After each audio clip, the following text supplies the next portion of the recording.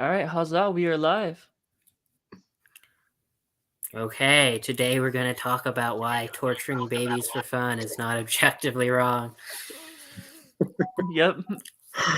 It's That's a good funny start. actually because yeah, right before we were doing this, I was actually speaking to someone about moral realism, like just a little bit before the stream. So Travis, that was a great start because I didn't know whether I was going to start with my many caveats or not, but it's really weird for me to be called on as the person to defend moral realism, for several reasons. And your joke there pointed to the big one. Um, I'm going to be on the side of anti-realists a lot, especially when it comes to what at least I've heard Lance Bush call normative entanglement problems, which means for everybody out there, I think that you two already know, treating, confusing the issue of the meta-ethical question of moral realism with questions of normative importance, how important or how weighty a particular ethical judgment is. So it's inherently misleading and even kind of slanderous to start off with an incredibly weighty moral judgment like torturing babies for fun is wrong as the example that you're going to claim to defend as objectively true, because typically the anti-realist that you're talking with is going to completely agree with that statement on a normative level, or they're going to completely agree with the normative section of the claim, without the word objectively. That either a certain kind of anti-realist is going to say torturing babies for fun is wrong, even though I don't have to say that sentence is true, or they're going to say the sentence torturing babies is wrong is true, but it depends in part on my attitudes. So it's not true in a realist sense. It's true in a subjectivist sense. And but what you're doing when you lead with that kind of statement is, not just lay people, but many professional philosophers do, is typically what Michael Huemer does, for example, someone whose work I know really well. Is it tries to poison the anti-realist in the eyes of the audience by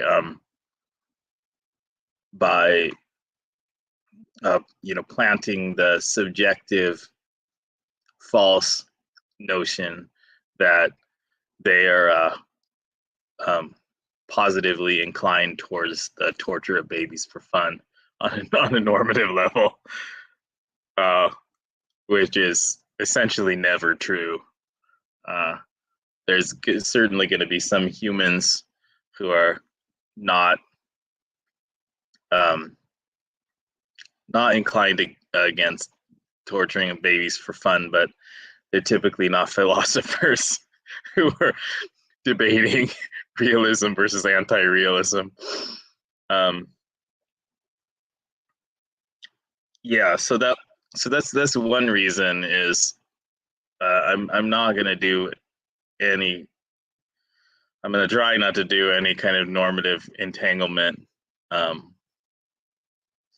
the core examples that I'm going to try to bring up are not things as seriously wrong, whatever your meta-ethical position is, as that. But secondly, because the normative ethics that I think is true is scalar consequentialism. So a consequentialism that sees moral goodness and badness as a continuum that's infinite in both directions, which doesn't have any place for notions like obligation or permissibility, no threshold, as vegans often say. And so that leads to a lot of the same kind of frustrating problems with people who don't think in a scalar way, or don't accept that theory, confusing the general scalar consequentialist position with a weak kind of weak set of standards for moral rightness, or even worse, a personal weakness of will to do more good. So similarly to what the anti-realist is going to encounter from certain moral realist arguments, I frequently encounter people saying, if you don't have a threshold, then then how do you even stay vegan? If you don't think that there's an obligation not to murder humans or non-humans, then what keeps you from doing it? And it's just a complete non sequitur. The scalar consequentialist that takes a lot of actions that do the most good at the least personal cost, and doesn't have any need for the concept of a threshold of obligation in order to do all that good. And having such a threshold doesn't look like it would inherently motivate action anyway, because you could just choose not to meet the obligation. So I greatly sympathize when Lance is talking about normative entanglement, because there is this entanglement of threshold forms of consequentialism with personal motivation to, I don't know,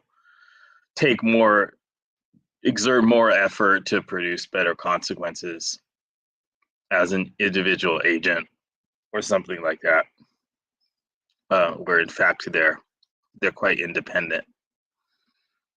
That's a long intro, but I hope you get get the general gist of what I'm not going to say, so you don't have to. You might want to talk about the people who lead off with hey, clearly you ought to feel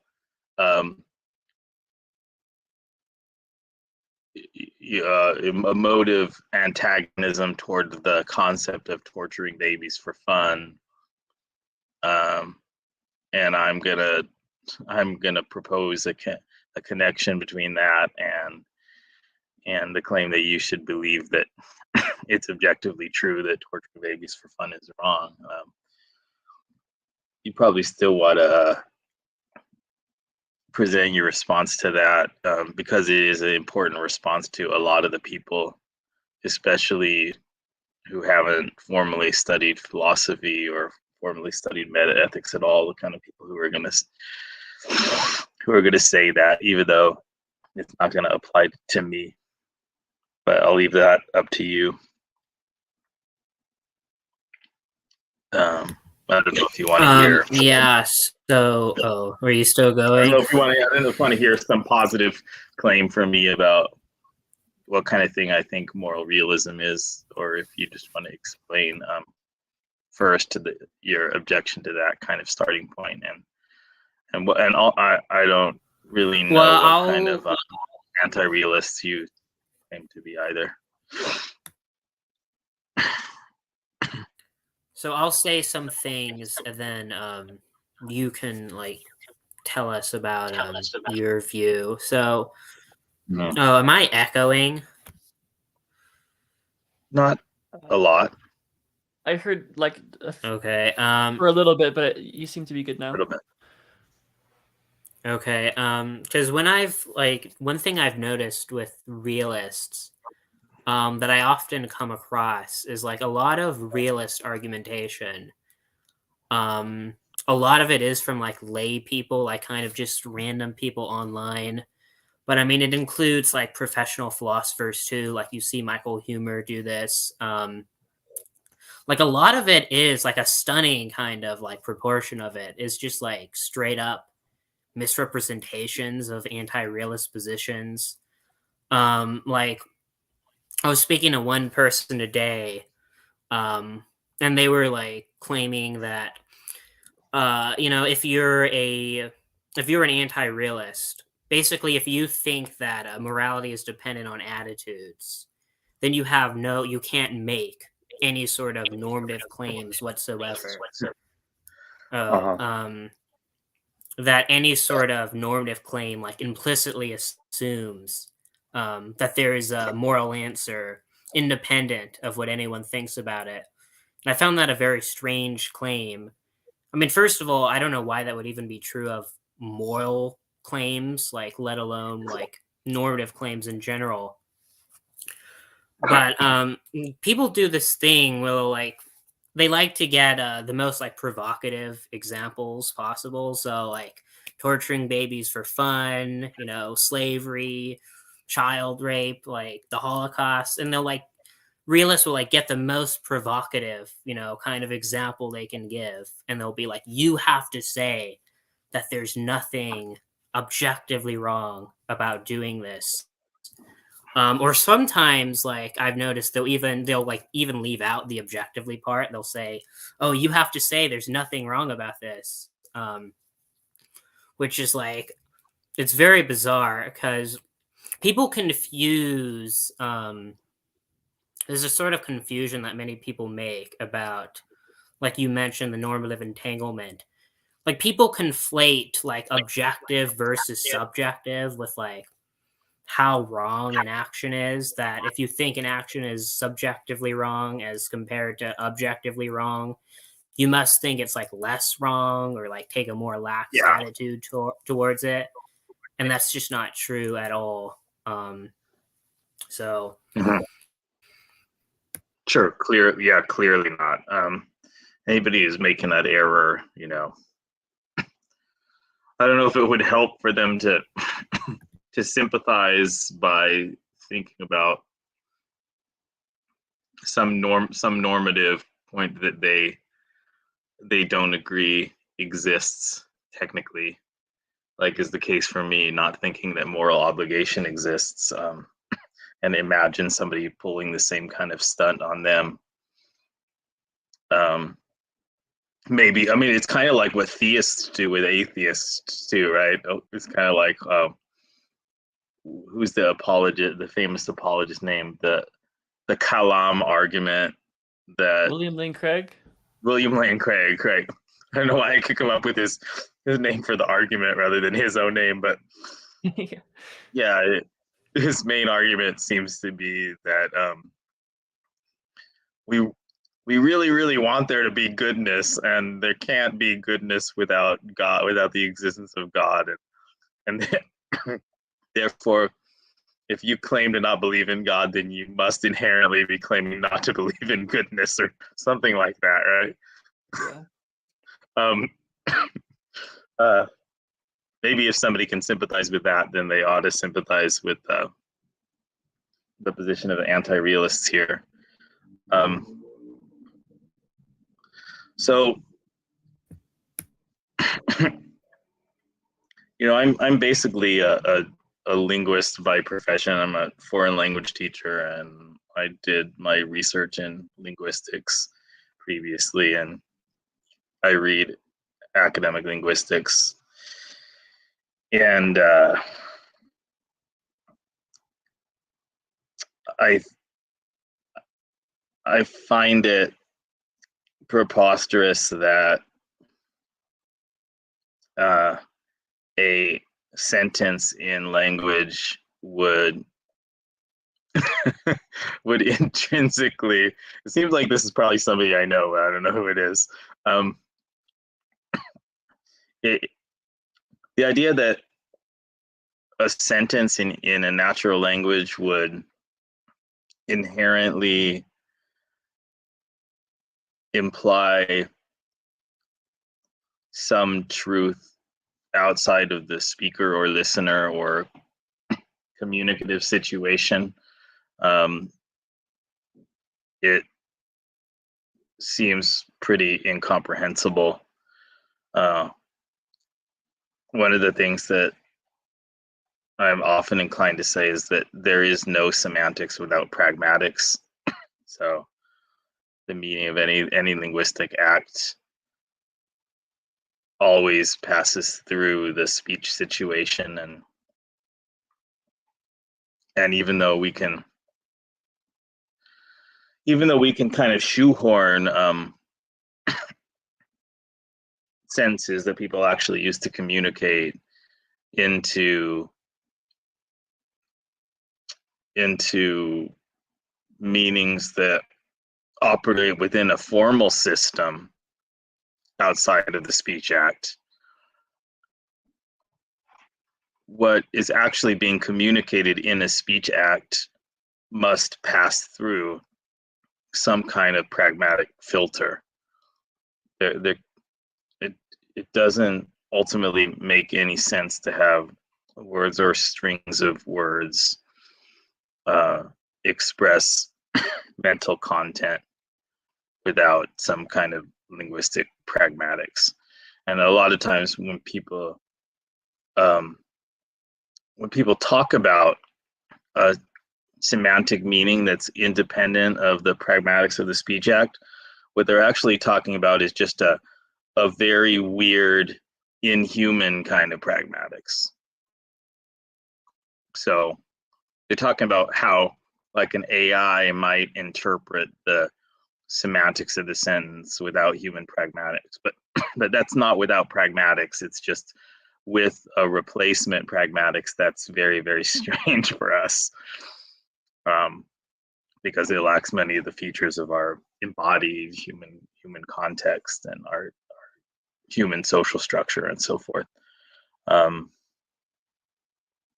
So I don't think that moral realism can be about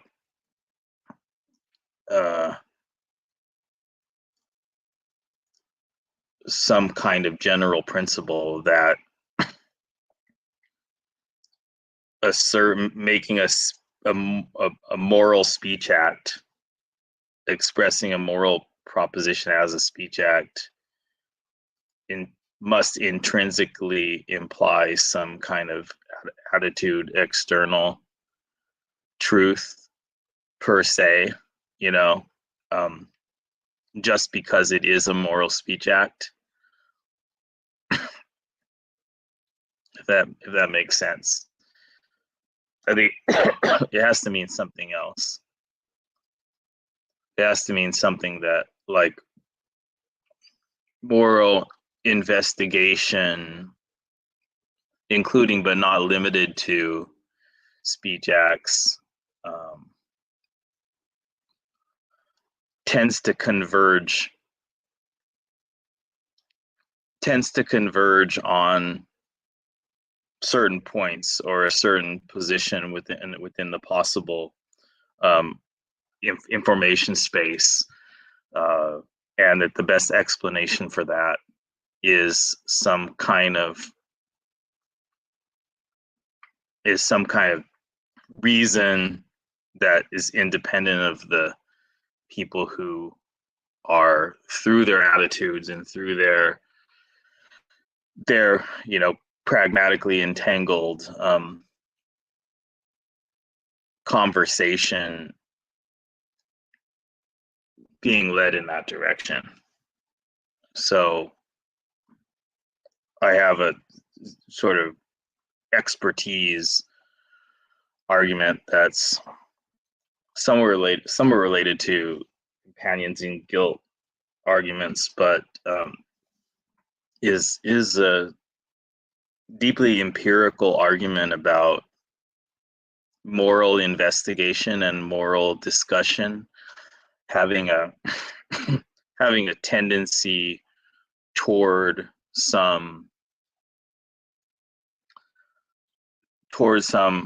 point in much the same way that mathematical investigation and discussion tends towards some point that wasn't arbitrarily chosen by the investigators, in the same way that scientific investigation and argument tends toward these points that we at least colloquially call truth. In the same way that many aesthetic domains, like film criticism or poetry criticism, tend toward common judgments about examples of very good or very bad works. Even probably in the same way that that like wine and beer connoisseurs tend towards very similar judgments about quality. It doesn't seem like, even in the case of people talking about what the best beer is, that either we can't identify expertise, or that experts, like there's no reliability about which judgments experts will gravitate towards, nor that what beer or wine expertise as a sociological phenomenon looks like is pure politics, just a bunch of people making staking out an arbitrary claim and then binding together to exclude whistleblowers from exposing their groundless position, that Chimay Blue is a better beer than Coors Light or something. It seems rather that when you come to know more about something and you discuss it with certain kind of epistemically principled norms, this is why it's related to the companions in guilt argument, is that when you have the most basic kind of epistemic norms for your investigation and your communication, your essentially collective investigation of a phenomenon, you seem to get pulled in a particular direction that wasn't arbitrarily staked out at the start, but the process under some certain very basic norms tends to pull in a particular direction, and it looks pretty similar whether it's mathematical investigation, scientific investigation of good poetry or good beer, or indeed the moral continuum, normative standard for moral goodness and badness.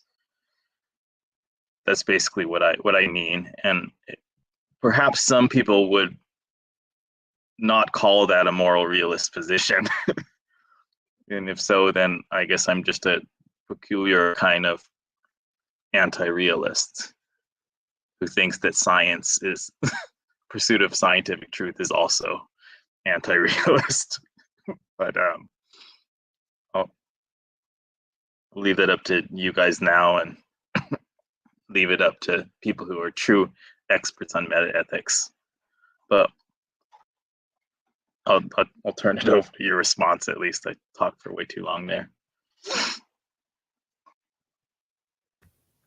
Yeah, so I can briefly outline my meta-ethical position. So I don't really when it comes to like a semantic thesis about what people in general mean when they make moral statements.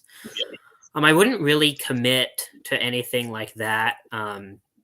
So I'm not going to accept like a semantic thesis of like subjectivism or non-cognitivism or like error theory, which has the same semantic thesis as realism and just says that all the moral statements are Mhm. false. Um, what other people are doing or what they're trying to do when they make moral statements. I'm not really sure. I'm sure like a few people, like some are trying to assert stance independent facts, some are expressing emotions, some are reporting like attitudes. I mean, I can say like the way I Hmm. personally use moral Okay, that's language. yeah. I can say the way I personally use it, which is I would kind of use moral language in an individual subjectivist manner. So I take it when I say something is wrong, I'm kind of stating, uh, an attitude of disapproval towards it, or I'm saying, this kind of action is out of accordance with like my moral values. Um, I don't really, I think to me that's the only like one of the main arguments that people give for realism is that is the kind of like intuitive force behind it, like Mhm. that like okay, realism should be like the kind of default position because it's the common sense position, it has Oh. intuitive appeal. I mean, personally, I've never had realist intuitions about morality or really any normative domain, I would say. It's always seemed to me like intuitively that morality refers to people's attitudes. Um, like in Hmm. regards to the companions and guilt kind of argument for moral realism, like I would just kind of bite the bullet and say that there are no stance independent epistemic norms either. Okay.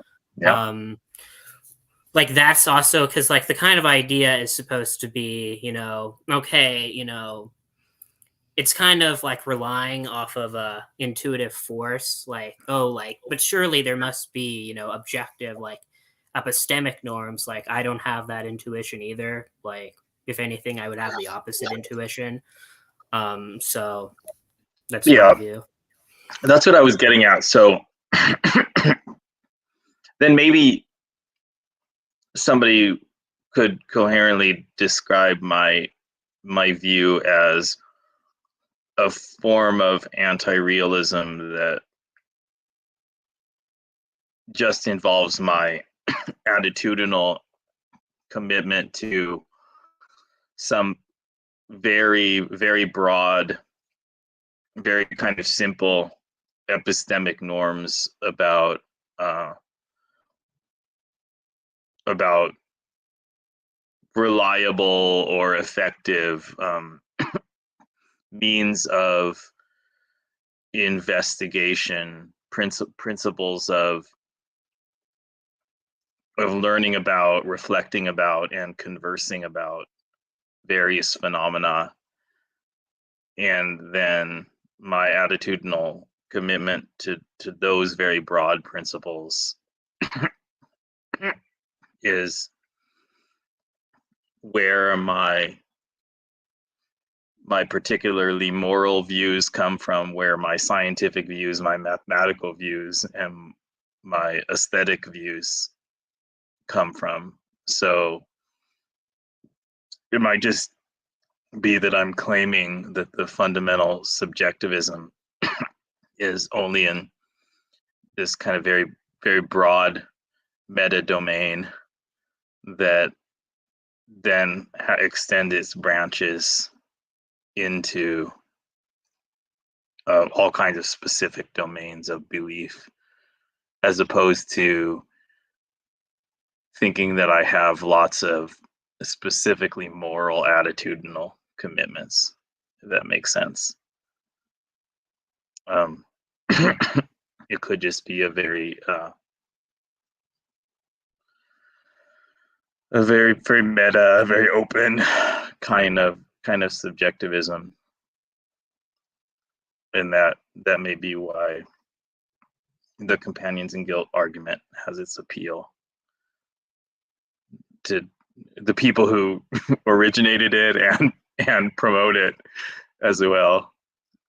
I know that you could call them attitudinally committed to these very broad general principles. I wanted to say that I agree with you that we shouldn't start with the premise that all individual humans are going to be linguistically, using moral claims in the same way, a way that would distinguish non-cognitivism, emotivism, and then the set of either error theory, subjectivism, or realism in terms of what the speaker means. Individuals could very well have reliable individual differences about what they tend to mean, and they could also vary from time to time. And it may be that certain kinds of moral claims for various, linguistic or sociological reasons, like reliably differ on this point. It could be that when people are, it could be, for example, that politically charged moral claims are more likely to be emotivist, whereas personal moral claims like torturing a baby is wrong are more likely to actually have actually be making an objective claim. So you might think that subjectivism is true when the typical human says torturing a baby for fun is wrong, but emotivism is true when they say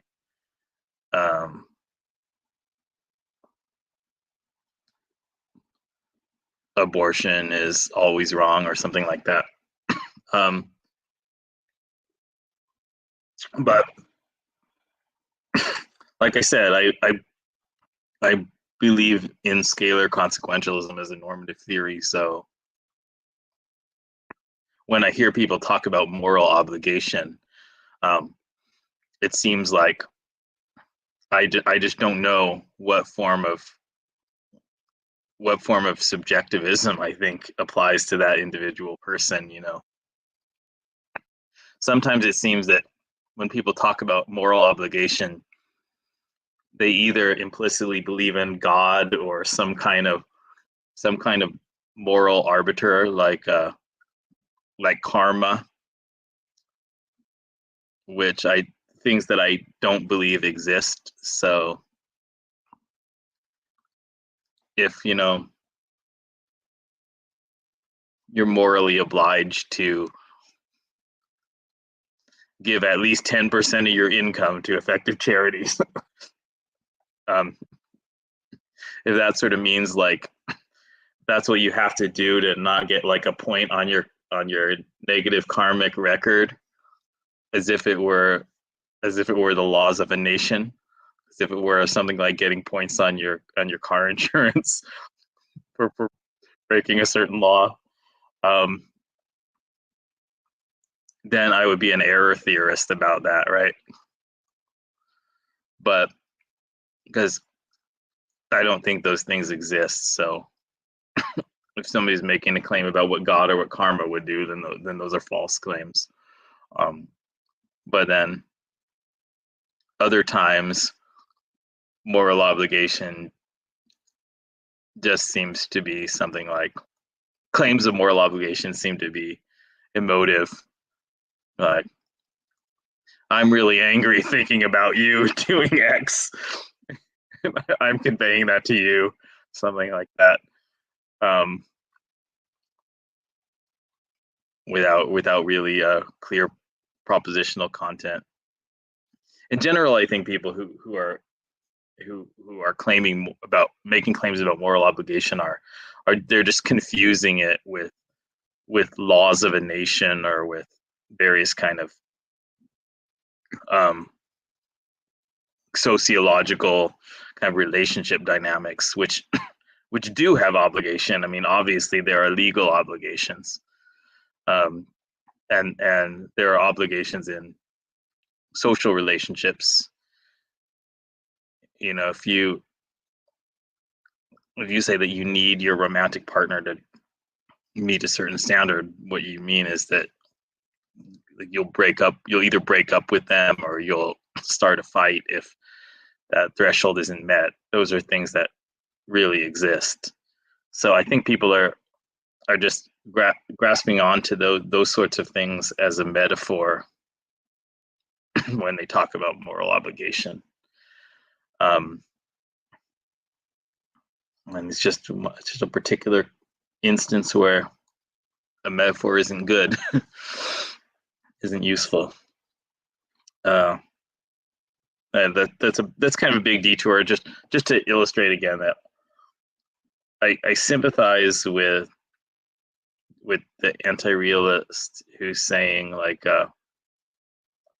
I don't necessarily know which form of anti-realism is correct for any given human, any specific human making any specific linguistic utterance, because it seems the same way when I'm looking at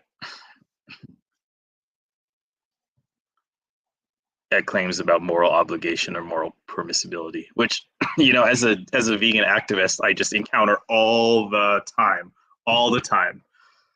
from fellow vegans and from, you know, carnists that I'm interacting with who are asking me things like,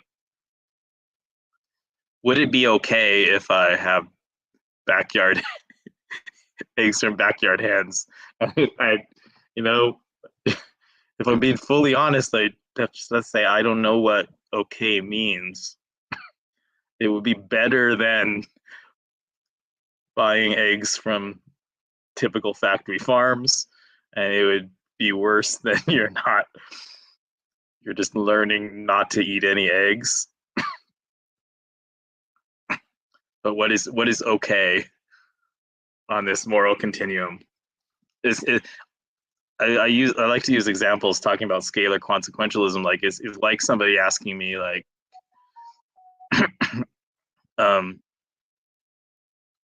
is X river a long river or a short river?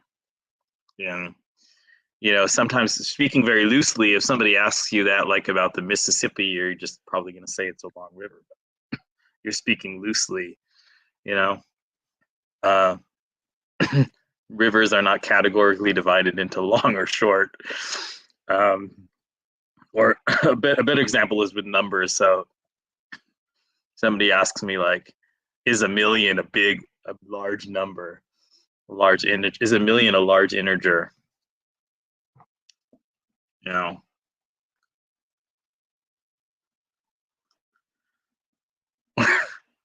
it's just such a fundamentally undefined question that, it's not really a mathematical question.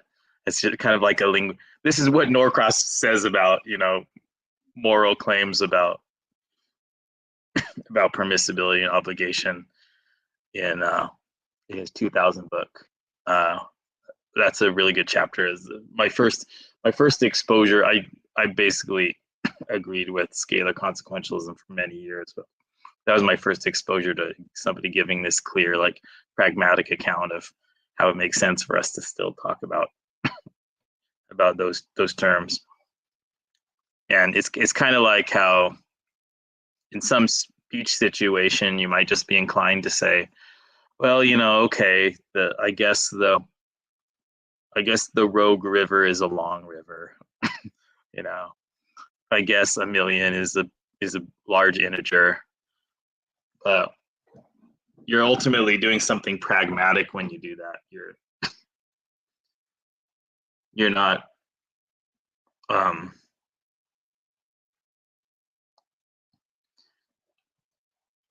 really making some claim that's going to hold across all speech situations. Sometimes you're going to want to say a million is a small integer. Yeah, but the fundamental mathematical fact is, a million is a smaller integer than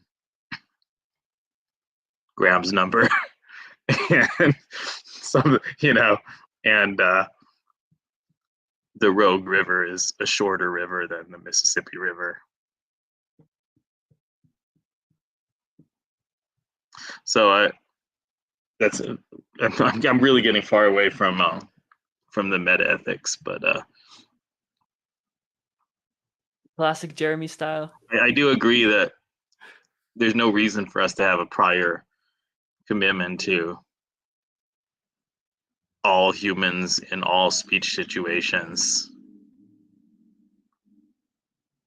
having their moral claims be the same type of claim. I don't know what would Yeah, I mean, that sort of belief. Yeah, I mean, you often see certain realists whenever they like witness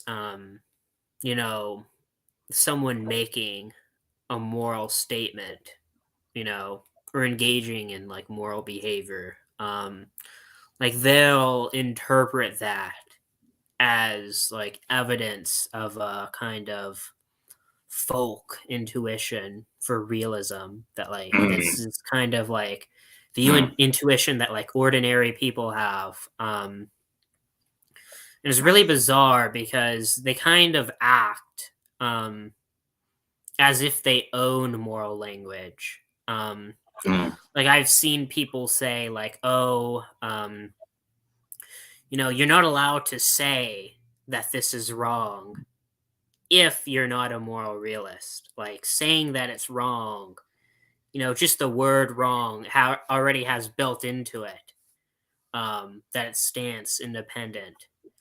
And I don't really see, why we would accept that that's the case. It's a very kind of bizarre assumption that I see from realists, that like they own moral language. Like moral language like must like automatically refer to like some kind of stance independent fact about the world.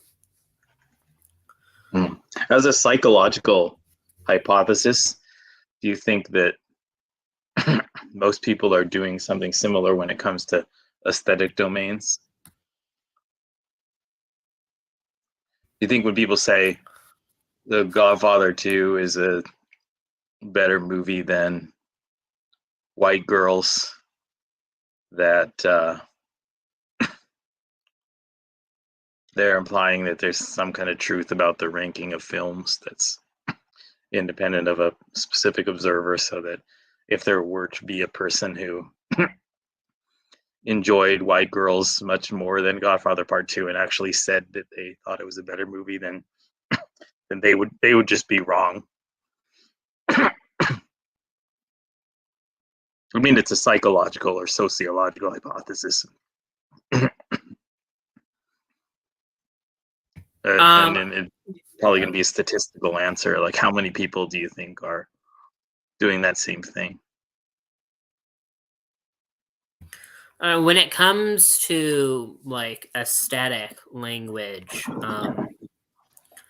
I mean, based like if I were to just kind of give like my intuition as to what most people are doing, I would think that for aesthetic language, most people are using that language in a anti-realist way.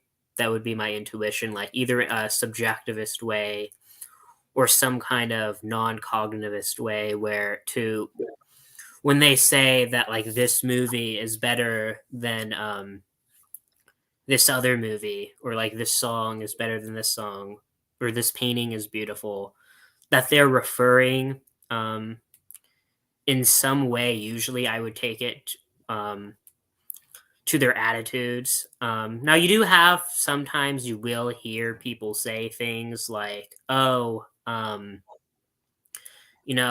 like really didn't like this movie, but I can admit that it's like a great film." I've heard Or you you'll say that see people, before, and you said that yeah, doesn't make any sense to you, and it makes perfect sense to me. So yeah, I'm sorry to interrupt you right there. I just want to stick a pin in it and come back to it. If you have yeah, a or you hear people say like the opposite as well. Like people will say, I really enjoyed this movie, or this song, but it's like I acknowledge that it's like garbage. It's complete trash. Mhm. And like when it comes to those like sort of statements like that, I mean, like I do find those sorts of statements like bizarre.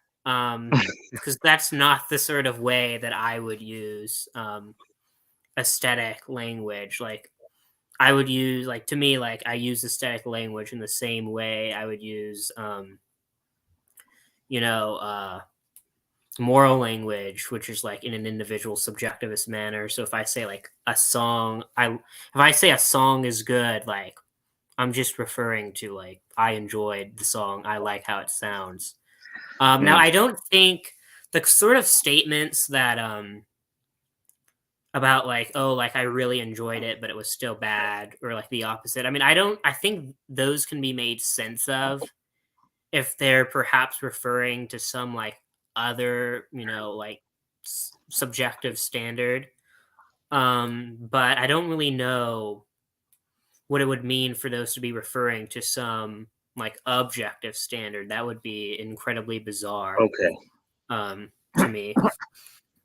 So do you believe that there's often a phenomenon of people having increasing expertise in an area and sort of norms of learning about it, experiencing it in sort of maybe more controlled ways that constitute gaining increasing expertise, and then interacting with one another in particular ways that we, at least loosely call um, discussion among experts, and that this in many domains tends to converge towards certain kinds of similar judgments, and whether it's film or music criticism, um, tastes in food or beer or wine. And if so, what kind of language would you use to describe what's going on there? Like what then if you don't use language like if you don't use language like Citizen Kane is a great film to mean anything other than I, Travis, watched Citizen Kane and really got a lot of enjoyment out of it, then what language would you use to describe the predicted convergence of experts in their judgments?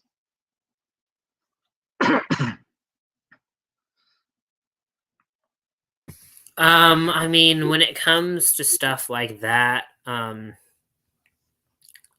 don't really think I would use I mean, I would kind of just say when it comes to stuff like that, I would kind of say, relative to these,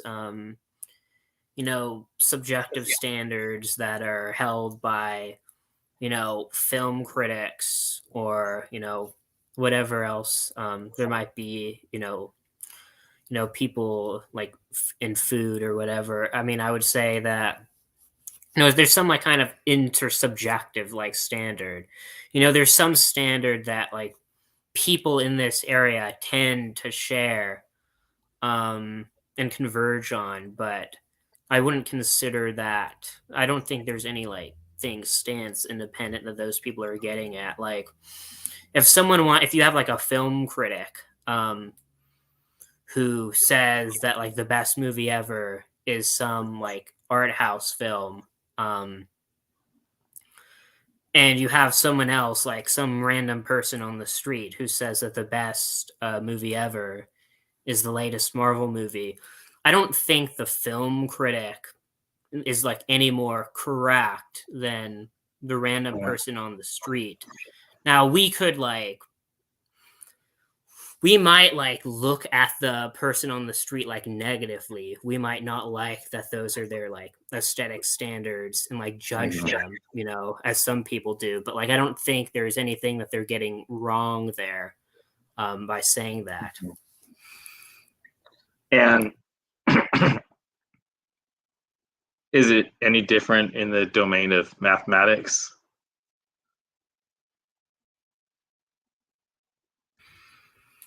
I mean, when it comes to like mathematics, I haven't really thought much about that, but my intuition when it comes to mathematics would be that that there are like stance independent facts about mathematics, because like unlike these other sorts of things that we're talking about, like aesthetics and morality, mathematics doesn't really seem like a normative domain to me.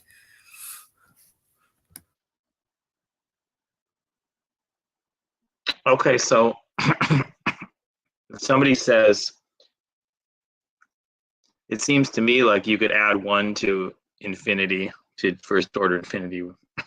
They probably wouldn't say that if they're this kind of person, but if somebody says, seems to me like you could add 1 to infinity and you'd have to get something larger, and then somebody else says, no, adding 1 to infinity doesn't increase its cardinality at all. It's the same. Adding 1 to infinity just returns infinity. And then and then many more, you find out that many more people say the first thing. Then how would you describe that sociological phenomenon?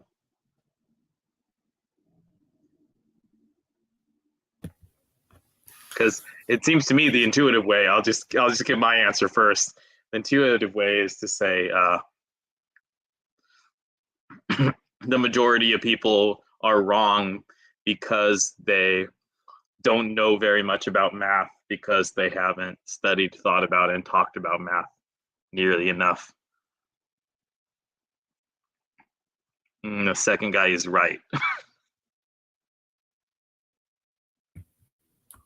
I mean, I would agree with that kind of explanation that you just gave when it comes to the domain of math. I mean, I do think that people can they can be stance independently like wrong about like what they think about math. But that seems like the kind of disanalogy that I see between math and like I said, aesthetics or morality, is that I don't take math to be normative, whereas I do take the other two to be. And something strikes me as very strange about a kind of stance independent normativity.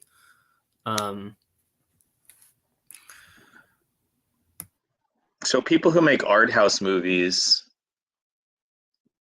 that they know are gonna have a much lower box office, you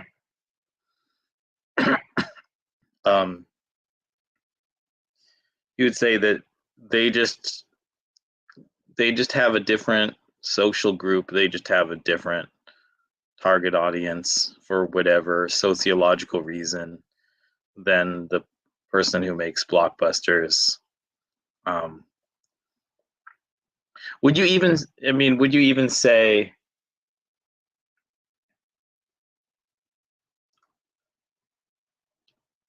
would you even say that they're that you would give a kind of aesthetic error theorist account of many of those people that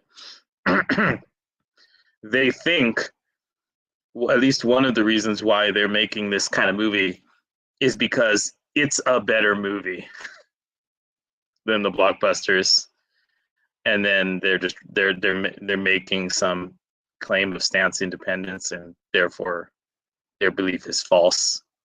Their belief that their movie is the way that they believe that the movies they make are better than big summer blockbusters is a false belief they hold. I mean, I don't think I'd endorse an error theory about it. Kind of my view is kind of pretty similar to the kind of Lance Bush style view when it comes to this sort of stuff, which is that it's not really clear to me that stance independent normativity is even really something that makes sense. I mean, like my concept of normativity is one that has built into it like stance dependence. That just seems to be a crucial component, like a necessary condition for something to be normative.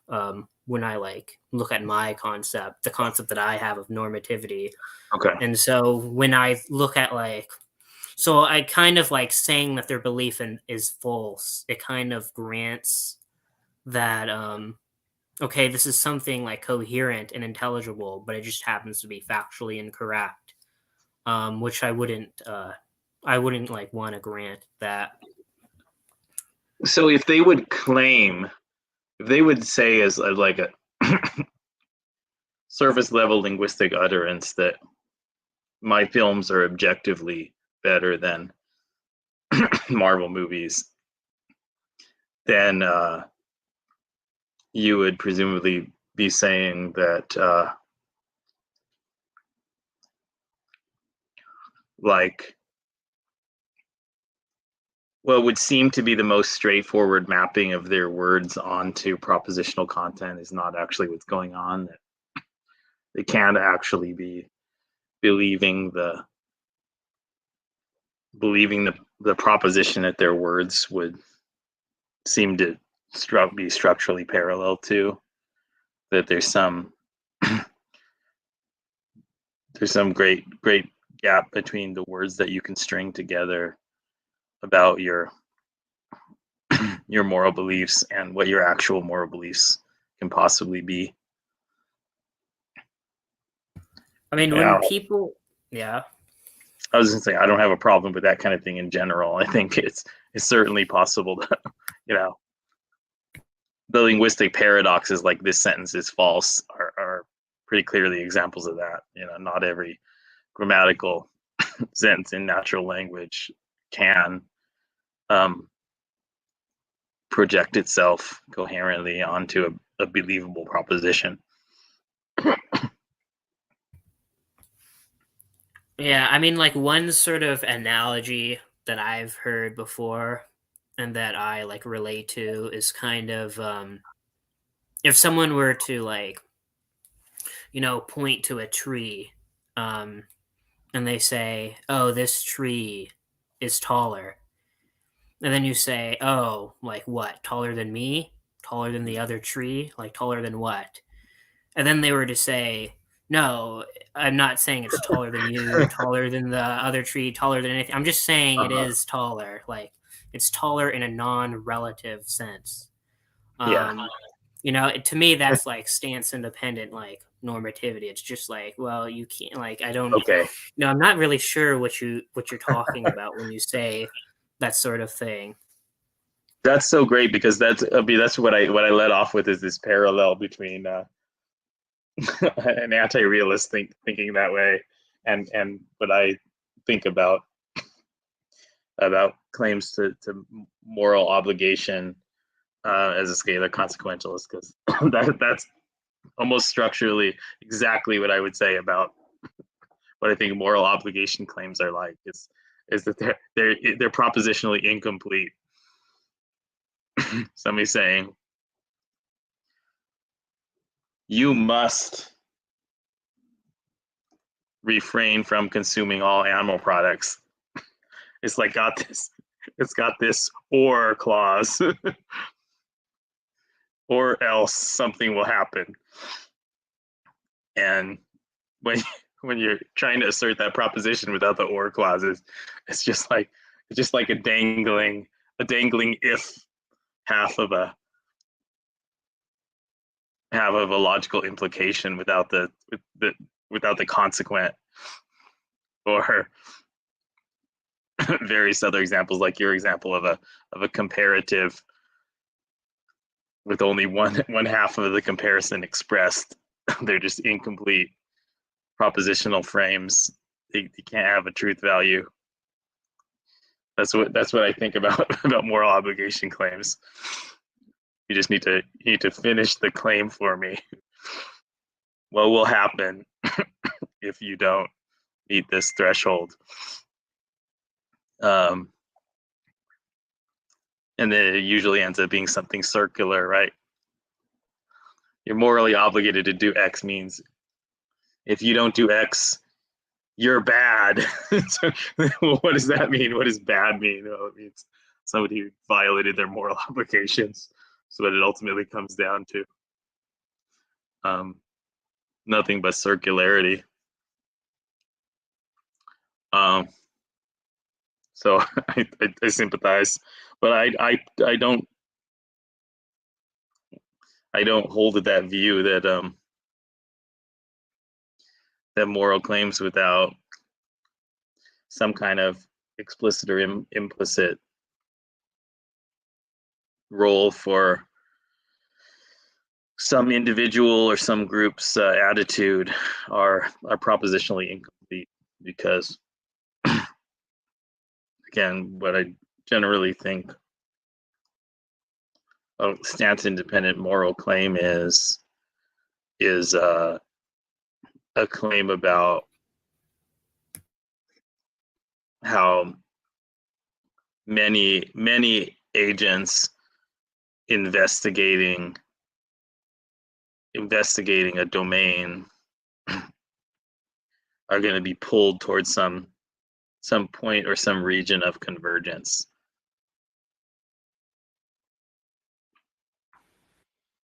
So it's independent of any particular person's stance at a particular point in time. Because you can be right or wrong about at any given moment, you can be right or wrong about which direction this overall pull from investigating the domain is going to tend to be. You can think it's going to go this way, but it's actually going, as a matter of fact, going this way.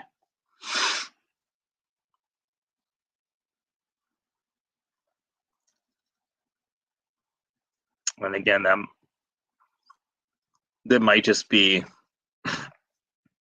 a form of subjectivism where the attitudes that I'm focused on are just very, very meta compared to the attitudes that a lot of other people take as primary. It might not be entirely freeing me from attitudes, and then I guess I would just throw myself on the sword at that point and say, if realism can't, this is just a general principle of communication. If moral realism just can't refer to anything, not even anything non-existent, but if it just doesn't even make sense, then it's just a useless distinction, right? It's a useless linguistic distinction. So we either need new terminology, or you might as well then use the term realist to refer to the kind of position that I'm defending. If that other position is just empty of content, right? It kind of sounds like that's the implication of what you're saying, Travis, is, even the statement of a moral realist claim is it's just like a proposition frame that has an empty slot, so that it's not even a proposition without that slot being filled. Then there's no point in even having the term, right? There's no point in even having the theoretical distinction in the first place.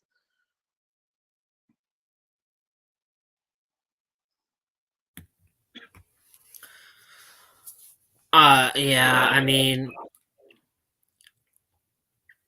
I don't know. It is a sort of like strange sort of debate or like discourse.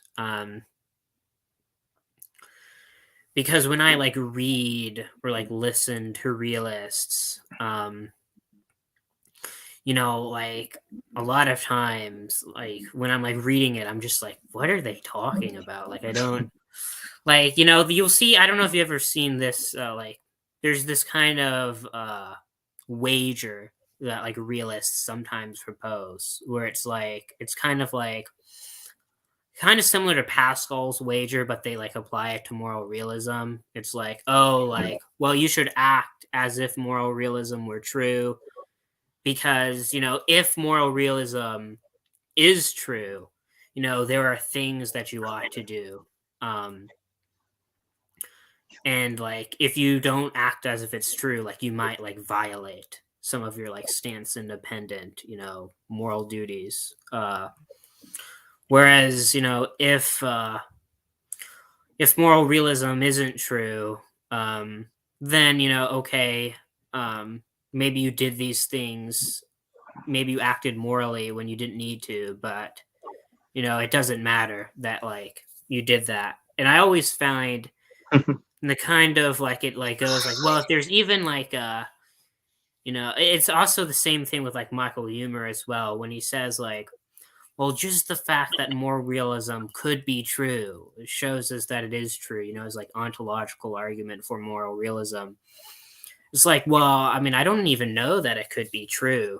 Like, it doesn't, like, if something doesn't, if something like appears, it's not even like coherent to me. Like, it doesn't seem like it could be true to me. The same thing with like the wager. Like, okay, well, I don't even know what it would mean for this to be true. That's something that can be true. Yeah, it's hard to attach a probability to something that you don't even see as having full propositional. Yeah, because like Huemer says in his paper, like, well, as long as this has like a non-zero probability, but it's like, well, I mean, if like someone just says like, Zorp, yeah, like, I was thinking like Zorp has a non-zero probability. If it's like, X well, is greater I don't know than what that 6. is. Yeah. Yeah. And then we reach, okay, then yeah. What probability do you assign to if X is greater than 6? It doesn't. It's not a proposition.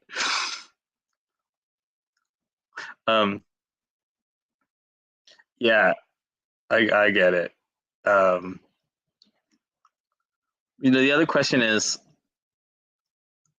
about motivation. So, okay, so you do the wager. There's a probability. I mean, Pascal's wager has like this selfish consequence, at least, right? If moral realism is true, and somebody says, but fuck it, I don't care about moral truth, then what will happen? What will happen to them? That's different from what will happen if anti-realism is true.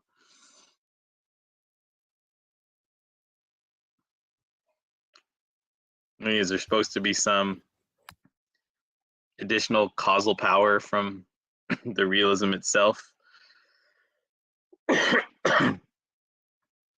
Yeah, I mean, it kind of relies on this assumption that, even if even if this is like a coherent concept, like even if it just so happens, okay, there's like I'm, some people say conceptually impoverished, and let's just say like, okay, I'm mistaken. It does happen to be coherent.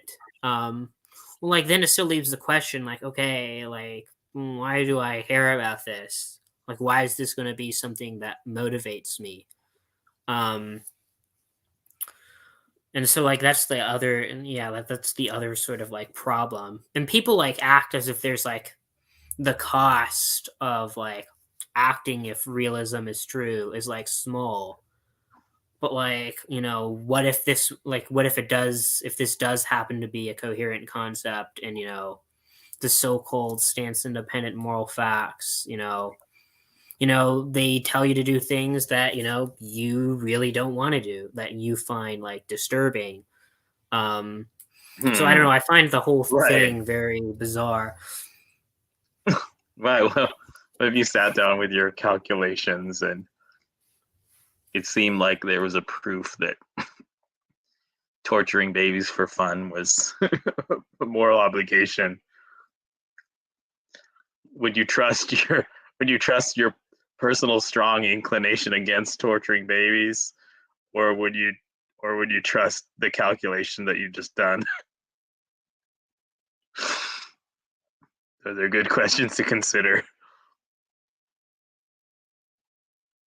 It seems to me like I mean that's kind of a straw man against the realist, because it's sort of phrased in a way that I was just alone for a sleepless night, pulling an all-nighter, just writing out a bunch of arcane equations, and that's what led me to the conclusion that torturing babies for fun was morally good or something like that. Well, in that case, insofar as I'm able to weigh my empathetic, strong opposition to torturing babies against what I'd just done during this all-nighter, it would be far more reasonable for me to think that I'd gone insane on that previous night or whatever, and was still, insane, essentially insane in my interpretation of my conclusion. But what my actual account of moral realism would be like is not that sleepless night of writing out a bunch of equations, but a lifetime spent evaluating various moral real world examples and thought experiments, and seeking out the best minds to interact with intellectually,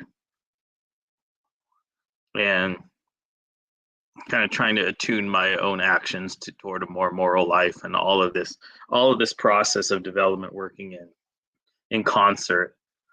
And then if somehow that were ultimately to lead to a revision of my belief about torturing babies for fun, then it seems like it would have a much greater standing.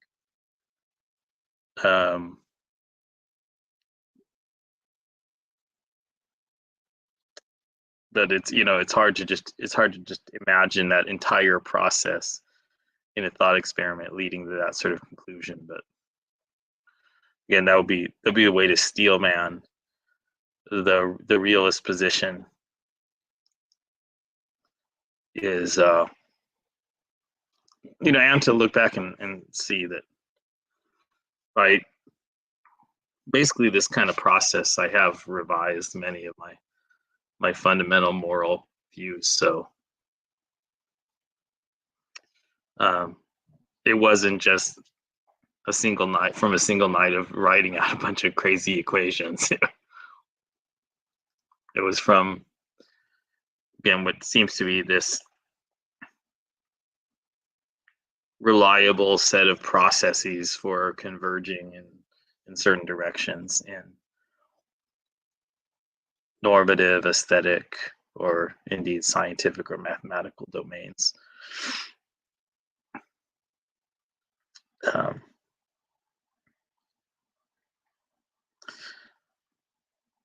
uh, where, where else?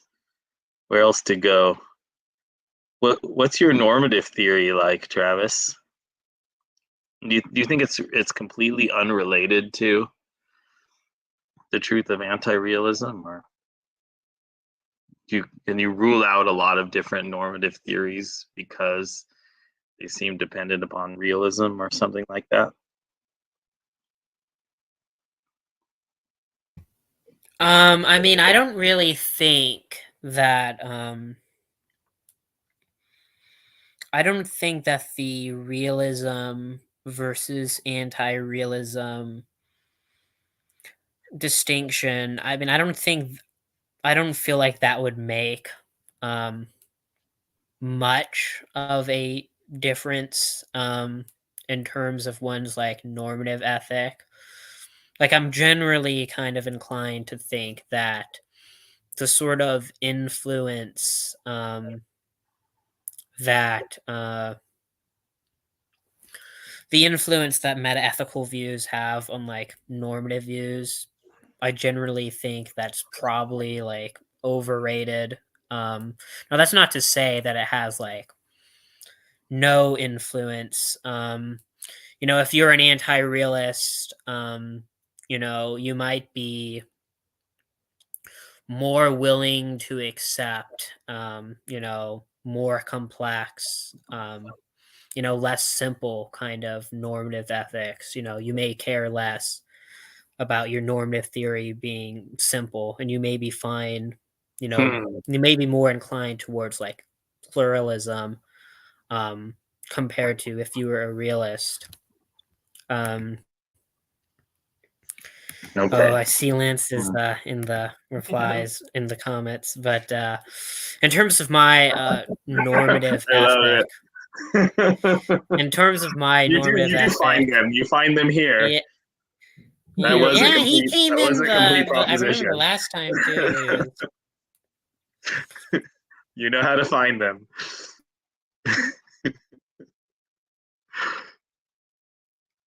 Yeah, I Oh, but to answer the question about what my normative ethic is, I'm like it's like some sort of pluralistic consequentialism with the sort of primary value that I would care about being to reduce suffering, especially sort of like extreme or severe suffering. So I'm very like inclined towards a sort of like suffering focused ethic where like the primary moral consideration is you know reducing suffering.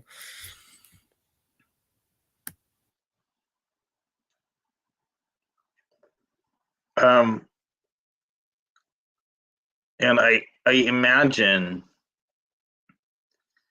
I mean, one of the points that typically comes up with all consequentialists eventually, a large majority, is how extremely poorly calibrated our instincts, our emotions of empathy in particular, are to large numbers. Um, you know, mind about we can't feel where it's impossible for us to feel 1,000 times the grief of a single funeral, right?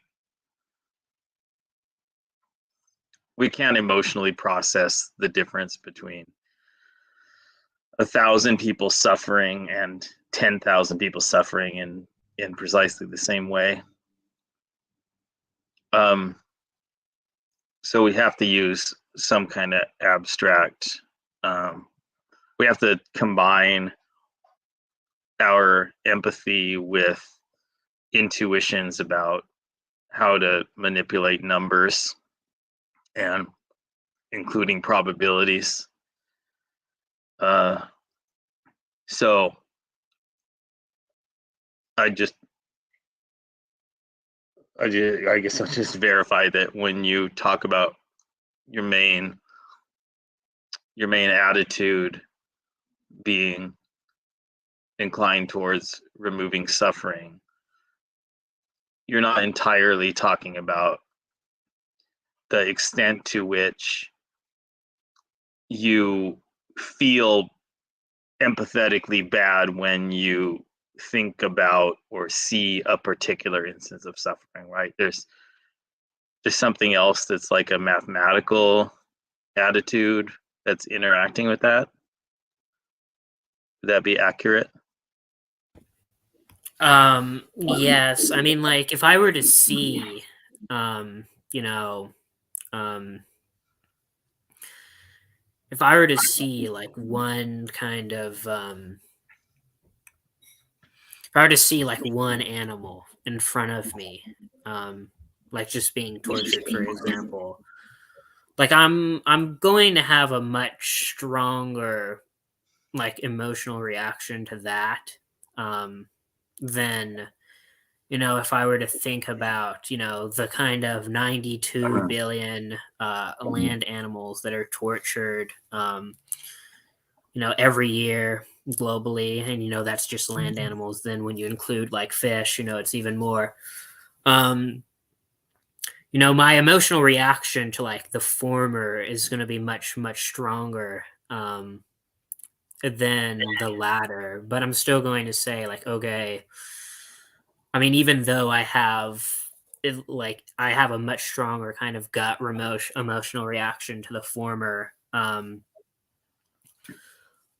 going to have I still think the latter is like much worse. And yeah, it's going to involve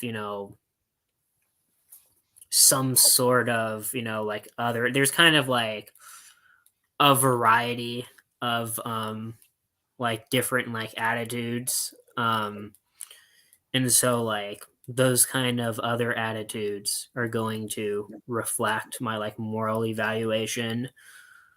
Like I'm going to have like some kind of attitude that like I don't want to just judge what's morally right or wrong based on like just like a gut emotional reaction. I want there to be like a bit more than that, even though like ultimately it still is, like dependent on my attitudes. What's your attitude toward the universalist pillar of classical utilitarianism? Is it very different at the immediate emotional level from what you ultimately arrive at when it combines with kind of other general principles about logical consistency or about numbers or other things? To be clear, I don't know, Jerome, are you confused about this? What I mean by universalism? The idea that or impartiality.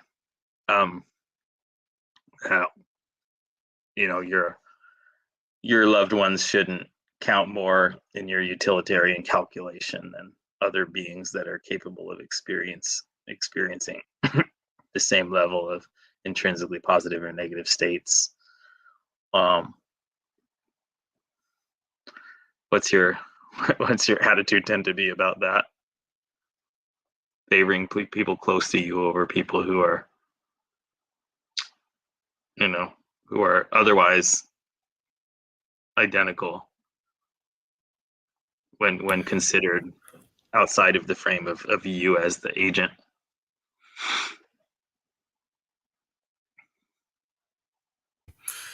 Yeah, I mean, when it comes to stuff like, I mean, people, that's kind of a common example that people give as like a kind of, like a reason to reject utilitarianism. Like, under utilitarianism, you have no like special like obligations, or at least special obligations that aren't kind of like, instrumental, like reducible to utility in some way. Have no special like obligations to like, your family or your friends. I mean, personally, like to me, like I don't really get the same kind of like intuitive kind of repugnance to that idea that a lot of people seem to get. Like intuitively to me, that seems quite plausible to me. Like the impartiality, it seems like, I kind of like, jibe with that. So that, like, that aspect of utilitarianism, that doesn't really bother me. Is there any problem for you in saying, it would be morally better for me to buy this toy for a kid who has fewer toys and would get more of a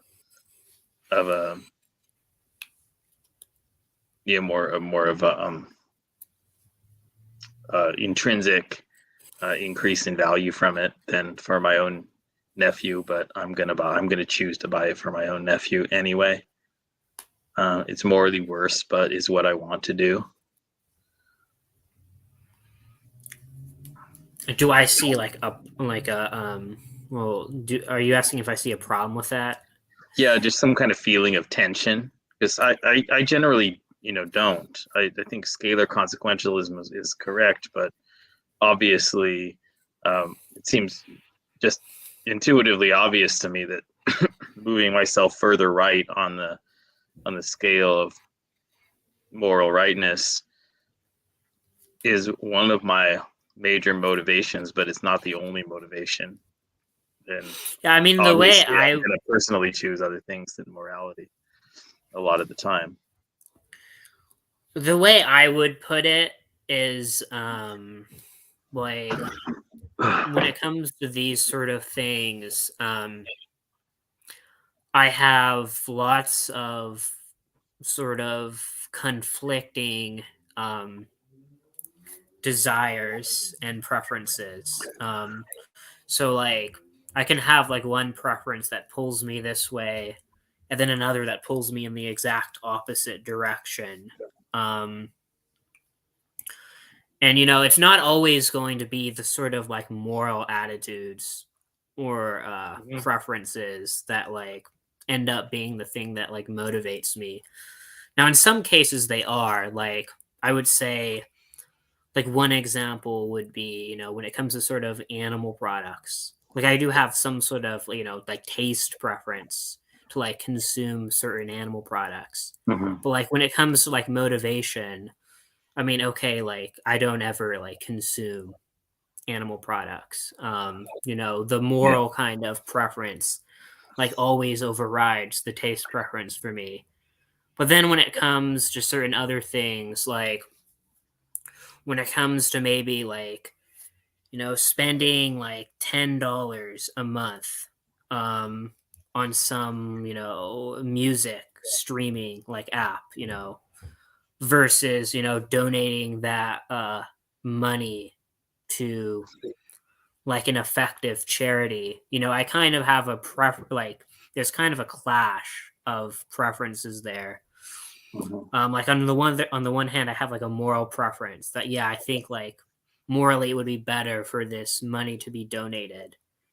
But then I kind of have a more selfish kind of self-interested preference where like no, like I want to spend the money on like this thing that I'm really going to enjoy. And then when it comes to things like that, like a lot of times the kind of like selfish kind of like preference wins over. And I do kind of feel like a bit of like at points like a bit of attention or a bit of like cognitive like dissonance.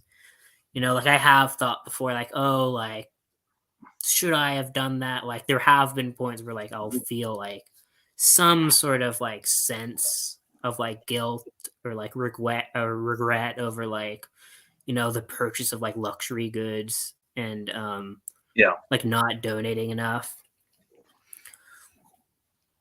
We're very much on the same page normatively, although I basically got there my personal action through a midlife crisis, and hopefully hopefully you're not at midlife. So you kind of actualized it a lot quicker. But Yeah, well, I where I mean, wanted to go is okay. Go ahead. well, I was gonna say, like, I feel like it's kind of interesting, um, because feelings of guilt are kind of a bit strange sometimes, where they're not exactly always like synchronized with our kind of moral attitudes. Like, there are things that I like feel much more guilty about like doing. Like when I think about them, I feel like way more guilt over that Mhm. than like, for example, the fact that I was like non-vegan for like 19 years of my life. Yeah, Despite the fact that like when I think through it, it's like, okay, it seems pretty clear that not only was like being non-vegan for all this time, worse, but it was like way, yeah. way worse. You feel It's worse not because even you close. accidentally like you made a slip of a tongue and said something that hurt your friend's feelings. You feel guilt for that 10 years later. Yeah, or like even I Compared also to there all the is a years of kind eating tortured animals. Yeah.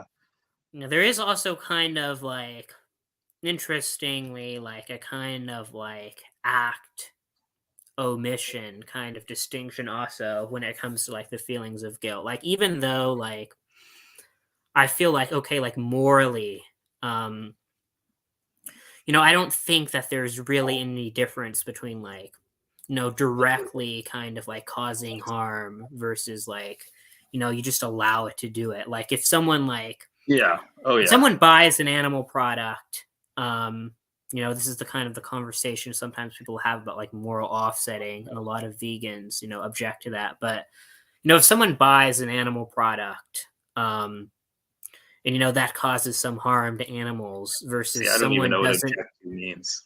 Sorry. Uh, I just wanted to interject that. My scalar consequentialist like alarm is going off. Object to, object to. What does that even mean? That's an incoherent proposition.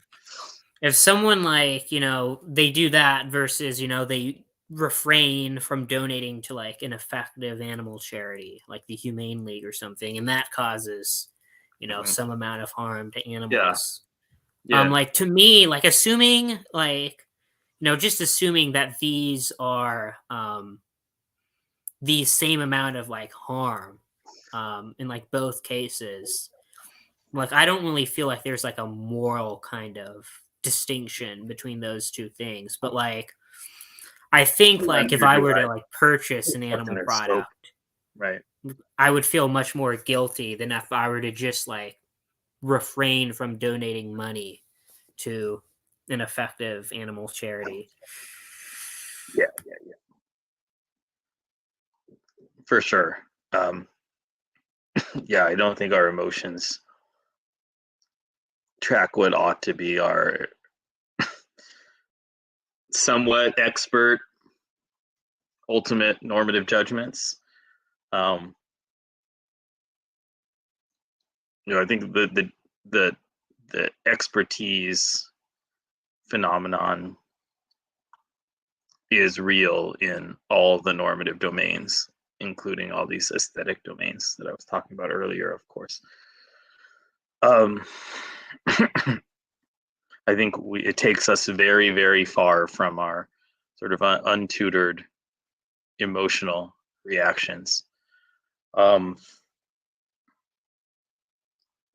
but I wanted to ask you, as an anti-realist, when you have all of these attitudinal or whatever effective pulls in lots of different directions, what does it mean to call some of them moral and others non-moral? Like if Ayn Rand comes along and says, "Hey, Travis, guess what?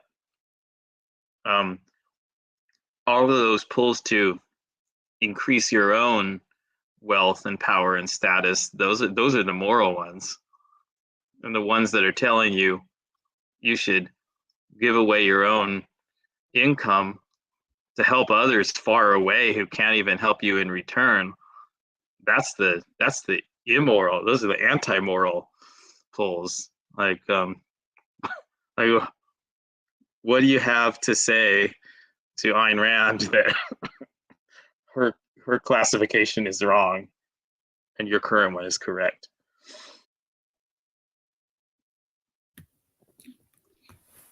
Like she's just describing. I'm assuming she's just describing exactly the same set of dispositional pulls that you actually experience in your current life. Like, say she has all those same pulls in exactly the same proportion as you do, but she wants to label a different subset of them as the moral set.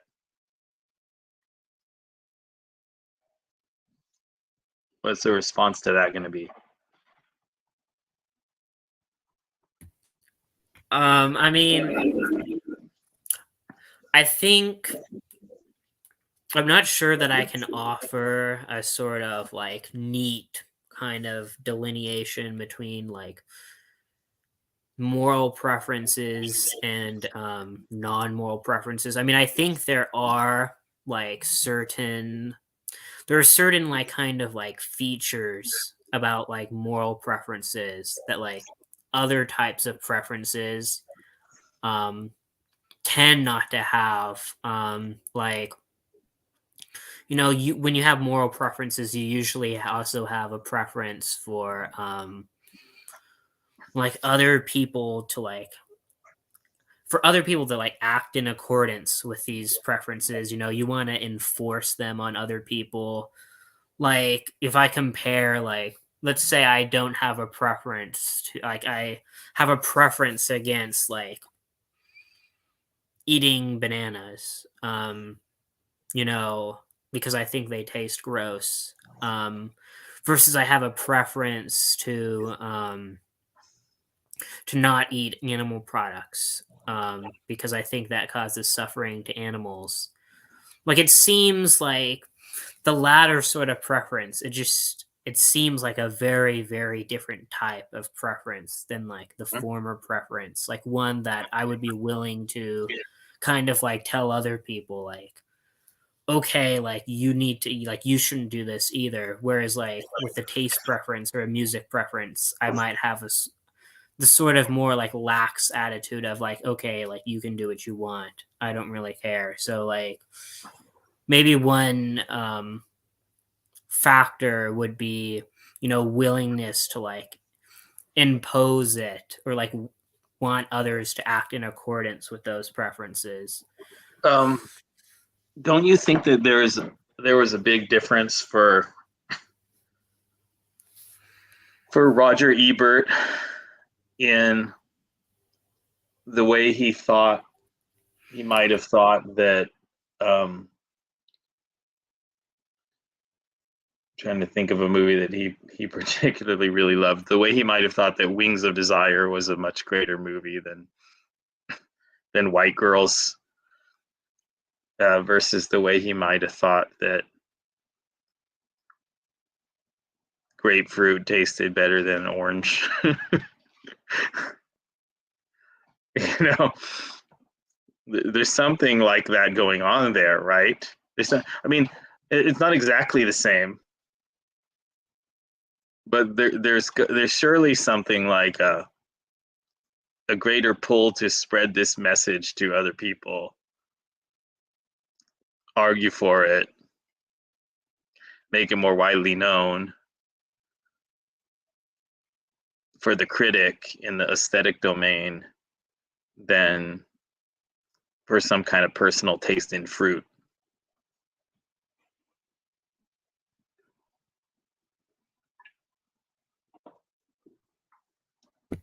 It seems like that. I'm not like very strongly of the. Well, I am in poetry. Okay, that's not true. I do have this strong pull to defend what I see as, you know, the correct assessment of various poets, and various works, but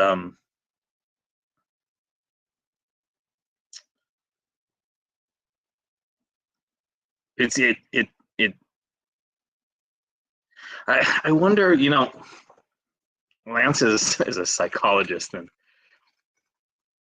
Like, I wonder how much we're ultimately going to be talking about, like measurable distinctions in brain regions and things like this. Or it kind of seems like you and I were both just now going in like a behaviorist direction. What's different about the moral and the non-moral attitudes is the kinds of behavior that they tend to elicit, right? Whether they elicit at least some form of proselytizing, convincing sort of behavior, or whether they merely elicit, personal, local personal choices. So there's that behaviorist analysis you can put on it, and then there's probably also like a neurological analysis you could put on it, right? Where you would just say that the moral claims are the ones that are like highly activating these brain regions that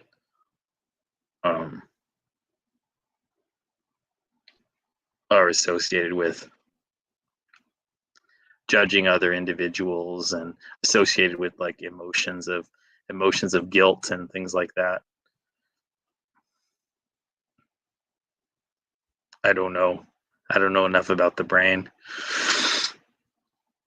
Same. Yeah, I don't know. I mean, I think it's difficult because it seems like, and I think there are many things like this. It's one of those things that you have some sort of intuitive notion of it. Like, it seems like, okay, these are like, we know what this is. But then, when you try and drill down further and give a kind of more, kind of neater like delineation or like clear definition, it kind of becomes, a difficult task.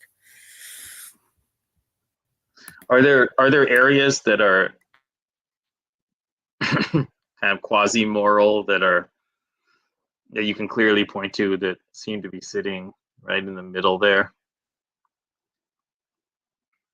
where you don't quite know whether they're their personal taste or they're something that you would want to spread?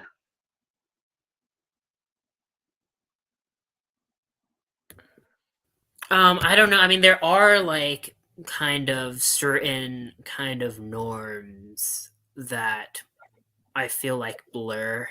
Like the kind of like distinction to me is like unclear.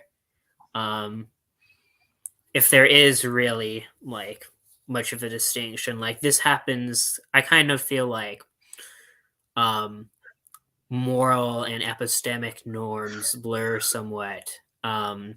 Because it's like when it comes to like epistemic norms, like, okay, well, I mean, I have like some like desire to believe true things. I want to believe true things, and I also, I have like a desire as well for like other people to also believe true things. Like I don't want people to just be believing things that are like false.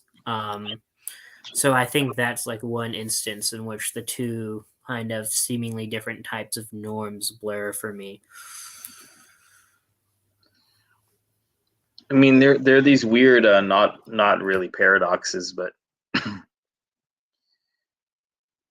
thought experiments that come to mind about moral beliefs in the context of consequentialism, along the lines of, Travis, if 10 minutes from now, you could believe that torturing someone to death for no reason was a morally positive act, then someone scanning your brain would save someone from being tortured to death. Could you do it? what would it mean for you to do that? What would it mean for you to say, because I right now believe that torturing an innocent person to death is very wrong, then I will figure out a way to 10 minutes from now believe that it's morally right. Like, well, it's one thing if it could be, if like take a pill and I'm gonna be in this room where I can't hurt anybody else, and the pill is gonna like briefly change my brain and then it's gonna change back. But it's another thing where there's no pill and you have to just sit there and do whatever kind of meditation would make you believe this incredibly wrong seeming moral claim in order to bring about the exact opposite of what the moral claims, right? It doesn't have to be about torturing a person to death either. It's like it could be like what's your favorite food, right? And you say like apple pie, and then it's, if 10 minutes from now your brain scan indicates that you believe apple pie is disgusting, then 20 minutes from now we'll give you an apple pie that you believe now is delicious, and you will believe 20 minutes from now is delicious. you know take away the normative force of it, but those kind of things are really, really tricky, right? Yeah, and it reminds me of a sort of there's this thing when people talk about realism versus like anti-realism. One of the objections people have is there's this idea that if you're an anti-realist, you're going to act you're going to act in a worse sort of way, because if you're an anti-realist, like let's say you're a subjectivist, you can just make whatever you want morally correct. Like you can just make it more like, okay, you're vegan, but you can just make it morally correct right now to like be non-vegan, to like torture animals or to fund their torture for your taste pleasure. And people say those sorts of things, but it's kind of bizarre because it doesn't really seem that's how our brains work, that we can just sort of like snap our fingers and like change like our attitudes like easily. Like I can't just like change my mind like instantly on like some moral issue. Yeah. I mean, I don't see what moral realism says any differently. So there's objective truth about what's moral, but couldn't you just choose to not do the objectively moral thing one day? What's the intrinsic like pull on behavior from moral propositions being objectively true? Yeah, I mean, realists often like there's this kind of idea that there is some like strong motivational pull, um, which like I don't see why I would think that's true. Like, I mean, Well, that's where look, normal like, entanglement comes from, right? yeah, I mean, look, I'm an anti-realist, and like I would say that I endorse like a pretty like demanding theory of morality. Like I'm vegan, so I've like sacrificed like this sort of Yeah. like convenience and like taste pleasure. I donate to like effective charities. So it's like, I mean, and I've done all that without thinking that there are any sort of like stance independent moral facts. Like I don't really Yeah.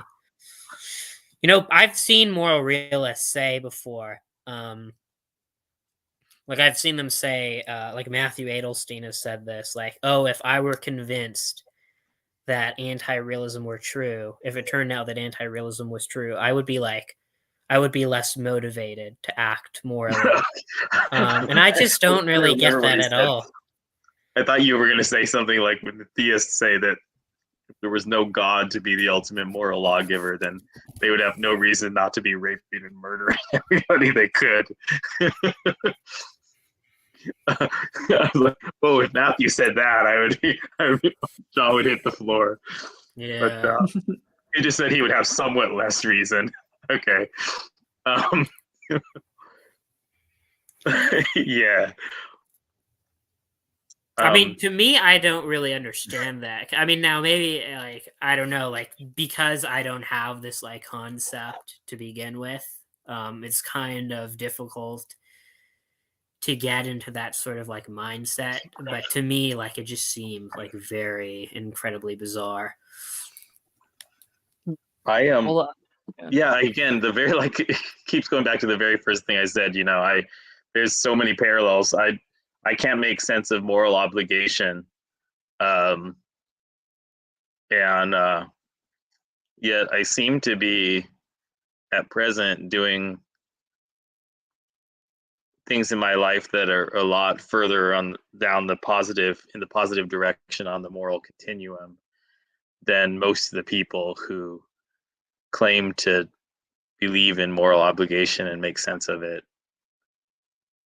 And freak out when you tell them that you don't think there's a threshold or there's a, what do so many vegans say, baseline. You say you don't believe there's a moral baseline. And when you tell most people that you don't believe there's that the concept of a moral baseline makes sense, especially in the vegan world, they just automatically leap to the conclusion that you're doing a lot less than what they think the baseline is rather than doing a lot more. It usually turns out that I'm doing a lot more. So, Have you ever heard of David Enoch's the spinach test? Are you aware of that? no. So David Enoch has this paper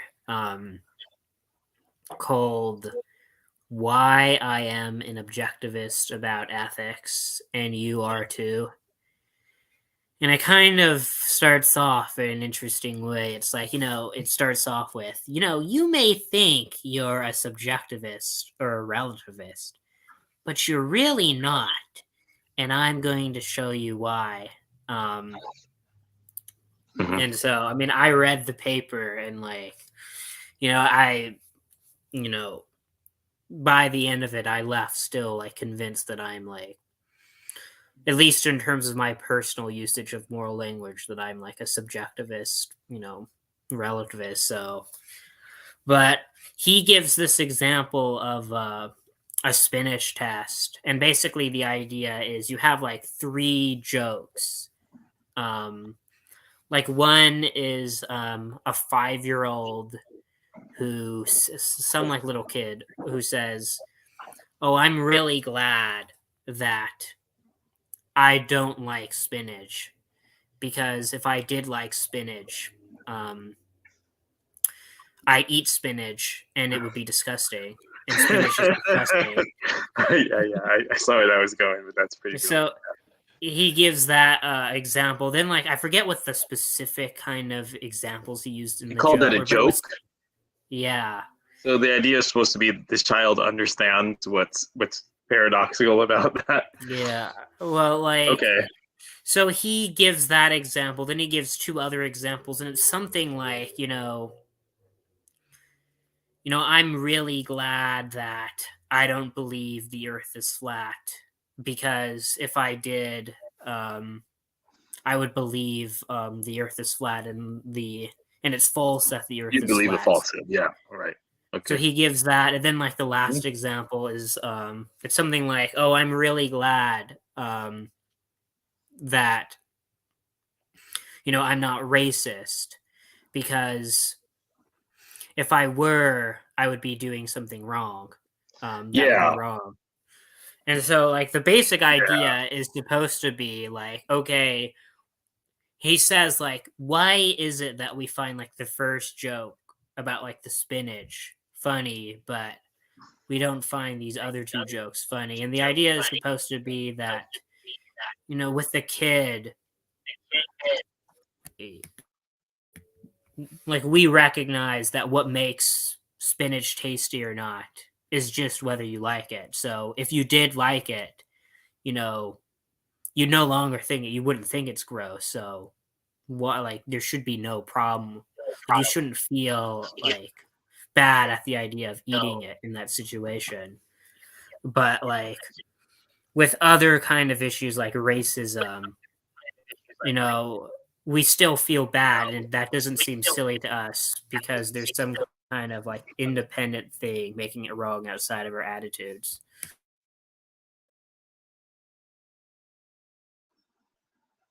Yeah. This reminds me of Raymond Smulyan's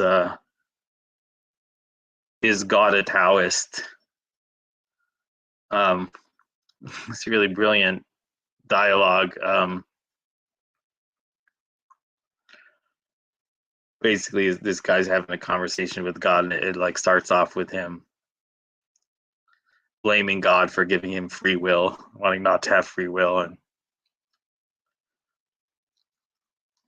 God, he starts out. I don't know what starts off is because it's really long, but at some point this this guy is saying, I don't. You're giving me free will allows me to sin, and I don't want to sin. And God says, well, I can make you a deal. I'll take away your free will, and you won't be able to sin anymore. But you'll like torture a whole bunch of people. And he's like, no, I don't want to do that.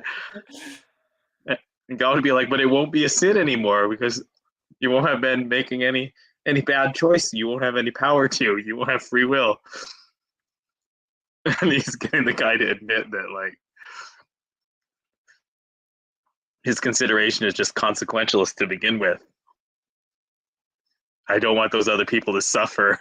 And then God's saying, so now you're asking me to give you the free will back? So his phrasing there in the third example of I'm glad I'm not a racist because if I were a racist, I'd be doing something wrong, is like putting the cart before the horse. I don't know if it's vegan to say that. We need a new example. But it's like putting the electric train engine. It's like putting the passenger carriage ahead of the electric train engine. Okay.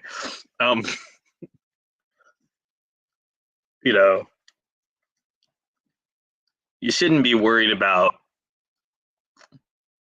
the fact that you'd be doing something wrong if you were a racist. You should be worried about the people that you'd be hurting if you were a racist. Even if you were changed to be a racist completely without self-control, like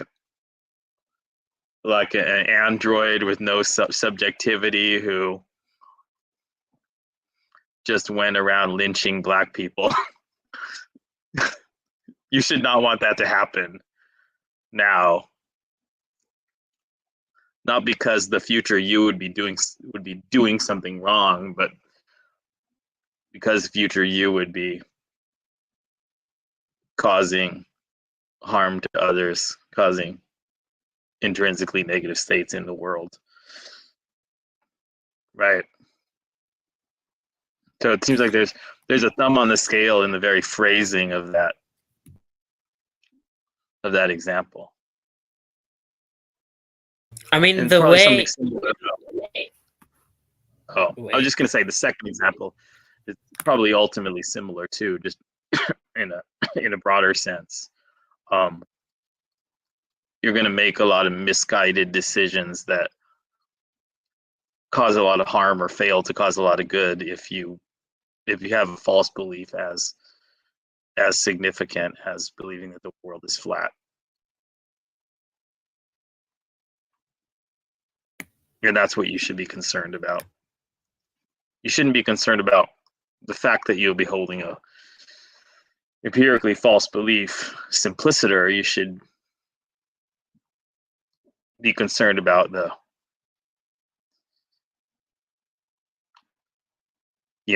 fallout and intrinsically valuable states of being resulting from that false belief. It shouldn't matter if the question is, you're going to start believing that the earth is flat, and therefore have a false belief, or you're going to spawn a robot into existence that has no beliefs but acts exactly as if the earth is flat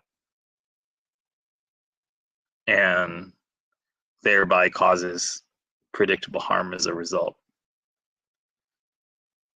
And that's my immediate response to those examples. And it's kind of hard to see what harm would come from differing actions with respect to spinach. If you were changed so that you liked it and you ate it, then you wouldn't be causing harm. You'd be causing that pleasure.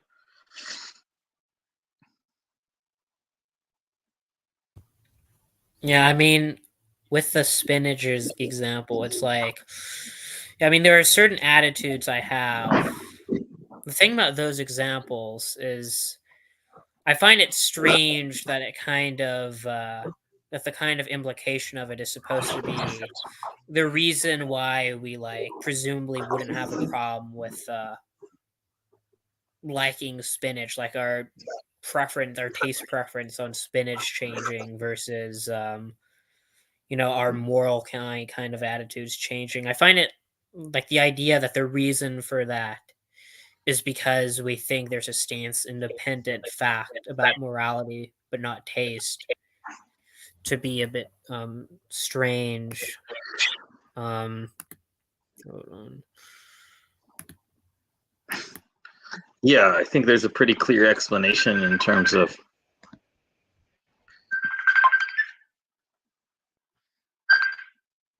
this my good buddy in Korea. Ay. I should go in Facebook and invite him to come on to the True. YouTube. Where's the YouTube link? Here, I'll post it. Oh, you posted it in Inside Stuff, right? Yeah, I did. Okay. Share this.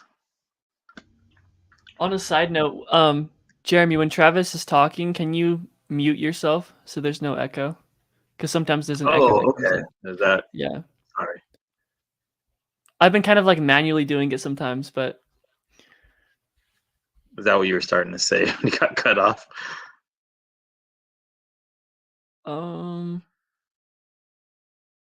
I don't remember. I was also gonna say something about motivating factors when it comes to like moral realism. But yeah. Like I think there would be. Like I see and I think that's like one of the reasons why I don't believe in moral realism. Like I think like if moral realism was true, there would be like a really strong motivating factor, like a almost like universal motivating factor. And the fact that it seems like there's like really strong motivating factors for very different normative views. Pushes me away from like realism. If that makes sense. Yeah. Yeah, that's great, Jerome, because one of the things that Lance is one of the points he's emphasizing is that he doesn't see any like clear empirical claim being made by people who claim to be advancing moral realism. Like he doesn't see what could be tested. He doesn't even see what they're very clearly saying. And I think that I am making pretty clear empirical claims, even though the phenomena that they describe are enormously complex, and encompassing many fields and many different sources of evidence. I am making a claim about the phenomenon of expertise and the convergent tendency of expertise in the moral domain looking similar to mathematical, scientific, and various aesthetic domains. Film critics tend to converge on certain kind of views about quality. Beer and wine critics do. And moral experts, people who've spent the most time following kind of strict norms of their personal investigation, reading, lots of conversations, putting their theories to the test, over history, demonstrably are moving in a particular general direction. So I guess, Jerome, I agree with your general approach, but I see the fact of the matter differently. I don't predominantly see intractable diversity of views among people who take morality seriously. I see historical moral progress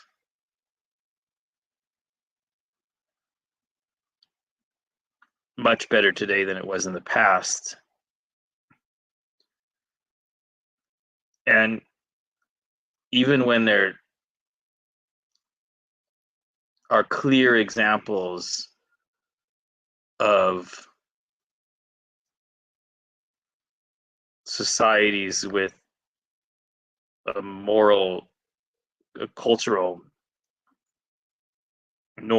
set of cultural norms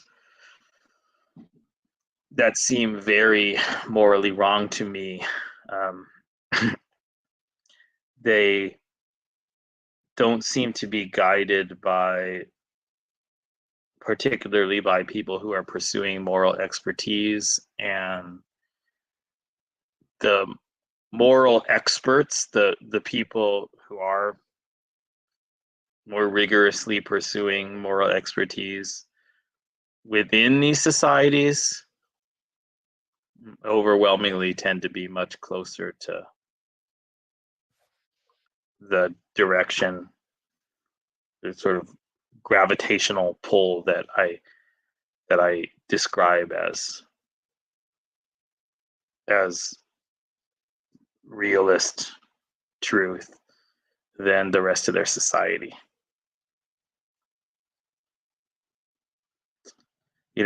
Kim Jong-un is not maintaining his power and the evils of his regime by virtue of an alternative, sincere and rigorous pursuit of moral truth. Right? He's maintaining it in the absence of any sincere effort to pursue moral aims or moral discoveries. Okay, so you would say like in the areas of like expertise, like with like moral philosophy and stuff, they're like moving in the direction of like in like a better direction. So it's like you And could say so there's like I mean, this there's sort of. Oh, sorry, John. Go ahead. I was just gonna say like there's like this common critique of like when people like Steven Pinker will say that like, oh, like the world is like becoming like a better and better place. People will say like, oh, he's just like cherry picking, because if you look at like wild animal suffering or like factory farming, like the world is actually like probably like a worse place. Like there's like more animals being like tortured.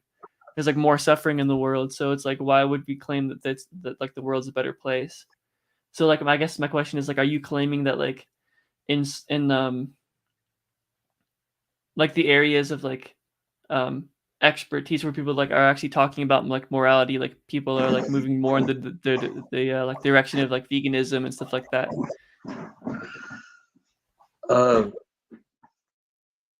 I've heard Pinker respond to that example directly, and it amounts to the distinction between moral values and moral societal norms moving in a positive direction and overall utility moving in a positive direction. The former, as I see it, is going to eventually have its pull on the latter, but there's no reason to think that they would move entirely in sync, let alone be the same thing. So the decrease in utility that's coming from the explosion in factory farms, it doesn't seem to arise from a negative change in attitudes toward the moral significance of non-human animals as as moral patients. Right. It's growing because wealth is increasing in places like China and India and Indonesia, and not because there's this morally regressive change in attitudes towards the status of animals in those places. I mean, I can't claim that with a super high degree of certainty, I haven't No, I studied get you. those cultures I deeply, but I have a similar intuition about that. Yeah. so You know, and I just want to say I really was quick, just it's basically what Peter Singer says about the so-called meat eaters problem, right? Of what's the guy named Plant who wrote the big it's Michael Plant. Michael Plant? Yeah. Yeah, Singer said, Singer doesn't worry too much about this meat eaters problem when it comes to charity for suffering humans, for impoverished humans, because he thinks it's going to lead to short-term increase in harm from increased expenditure on meat, especially, but that ultimately it's going to be the most plausible path toward cultural development, economic development, leading to cultural development in more parts of the world, and basically a practically necessary step for the world to ever go vegan. Steven Pinker has me blocked on Twitter, and I have no idea why. Oh, I've never interacted with him before.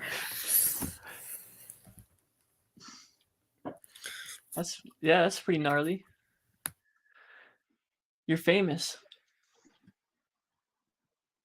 Kind Yeah, of I like don't how know Henry why. If has I'm a. on some sort of like, people have those like automatic block lists where if you like follow like one specific bridge, it'll just block all of their. I don't know if it's something like that because if it's a manual block, I have no idea, you know, how he found me because I don't think I've ever interacted with any of his tweets.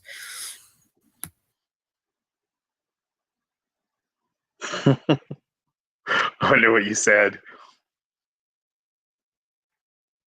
Well, I guess congratulations. You're in the big leagues. You're Yeah. brushing He shoulders with probably lies biggie players. awake at night thinking, Travis, Yeah. I blocked you, Travis. Suck on that. Oh, by the Um, way, I was gonna say I actually meant to say this at the very beginning of the stream, but then I forgot. The title of this stream is "Do Moral Facts Exist?" I don't actually like disagree that there are moral facts. Since subjectivism, thinks there are moral facts, they're just like stance dependent. So I just wanted to say that. I was going to say that at the very beginning, but I forgot. Yeah, I also, from this form of realism that I'm defending, I want to make it clear that I don't think it's usually easy to know moral facts. um, not just because it's hard to untangle the enormously complex causal paths between actions and consequences, the extremely complex Bayesian calculations that we have no choice but to make, and that our complex society could not remotely exist without making on a regular basis.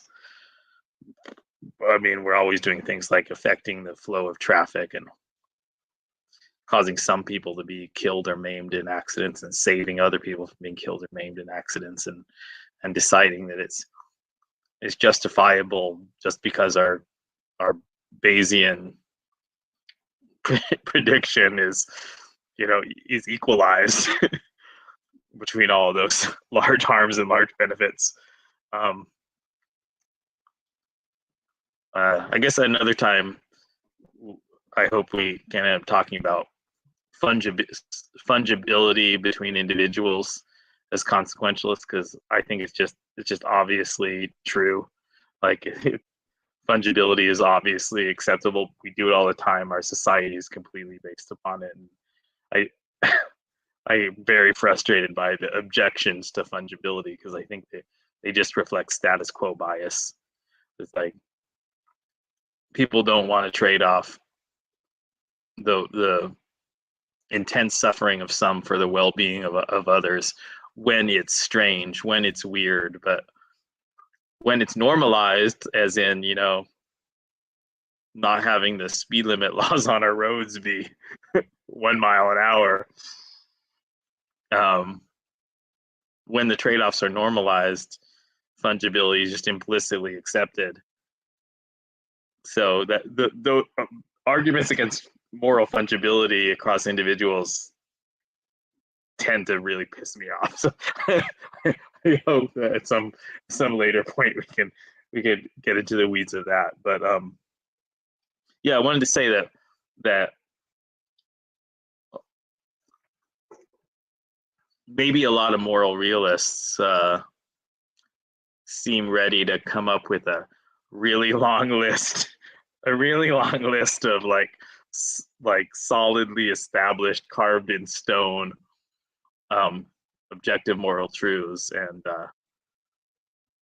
I don't I don't tend to be that way at all. I'm claiming that there seems to be this kind of lodestar, as there are in many other domains of knowledge. Not, I'm not claiming to have very many precise conclusions about what it would actually look like if I reached that lodestar.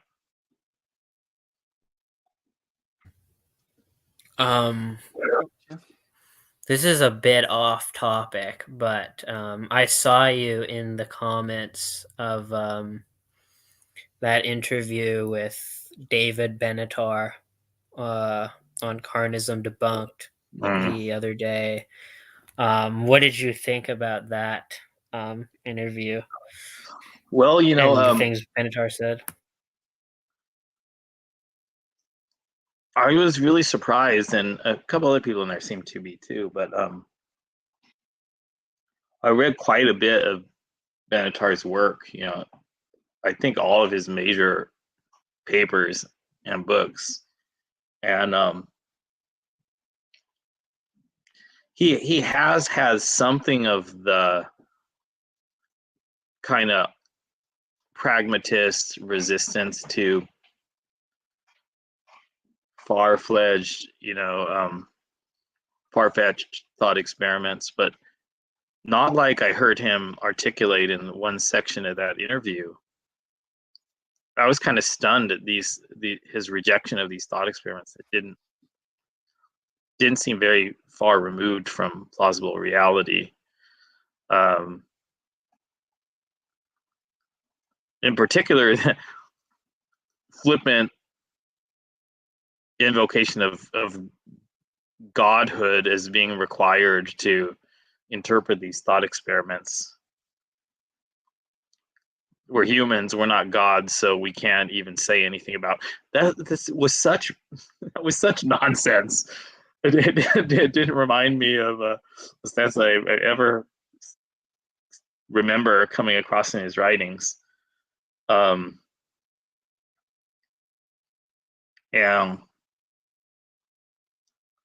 especially with someone like George, like not a lot of technical philosophical expertise, right? And also someone who is inclined to agree with the conclusion. So we started off the conversation saying that he agrees with the conclusion. So it seemed like a kind of preaching to the choir, hand waving away the arguments from the devil to your laity. And,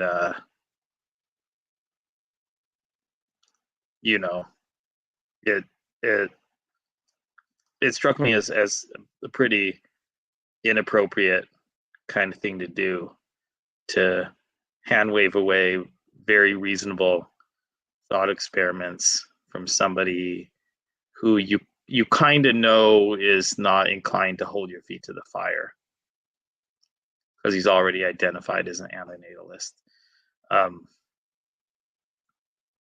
But much of the rest of the talk I found more interesting. Not particularly enlightening. I don't think I really heard anything from Benatar that I didn't already know that he believed. I think the conversation that he had a couple years ago with Alex O'Connor was much more interesting. Alex challenged him a lot more. So I didn't like the kind of refusal to engage with hypotheticals, which he was quite persistent about. I noticed George would try and ask him multiple times, and every time kind of Benatar would just, kind of refuse to answer it. So I didn't like that, but I don't know if I left a comment on the video. I don't know if you noticed this while watching it, but I couldn't help but notice that at the beginning of the interview in throughout it, he seemed to be doing this kind of, making this plea for epistemic humility. Like, oh, these like vegan natalists, they're making these sorts of claims about how like continued human existence, this will reduce suffering, or like habitat destruction, this will reduce suffering. And these are very difficult determinations to make. At one point in the interview, he even calls like kind of determinations like that impossible calculations. So like on one hand, he has this plea for epistemic humility, but I noticed like later in the interview, at one point, he says quite confidently, he asserts that like climate change increases suffering, and then at the very end of the video, he was very confident about this. He said, "Oh, humans have definitely increased the net amount of suffering in the world." He's like, and he said definitely. He said it with like basically near certainty. And I Yeah, found it a bit strange because like those seem like just as complex like questions. Like whether humans have net increased or net decreased suffering in the world seems like an incredibly complex issue. And here you're like stating yeah. the answer with near certainty. Like You what happened to the plea for epistemic humility? you simply can't logically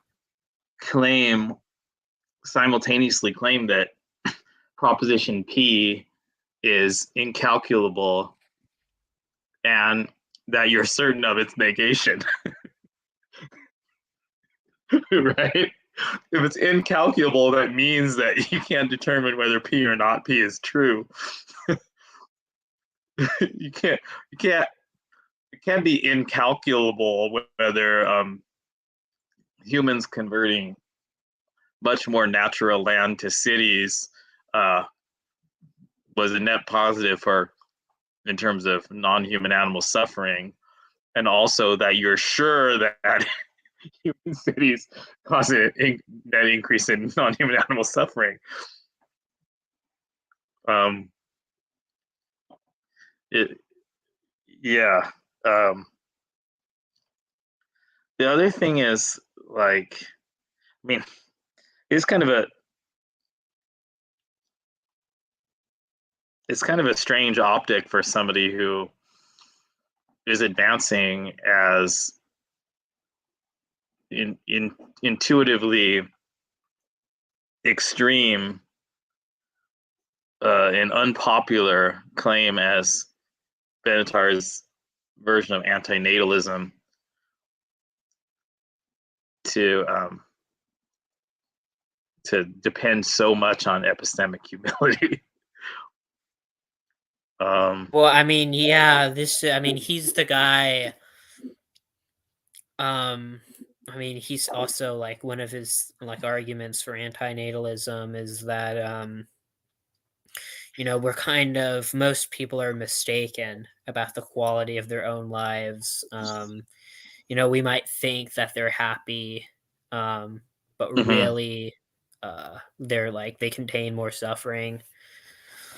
Our memories of a happy life are highly edited, but when you really track moment to moment experience, it comes out largely net negative.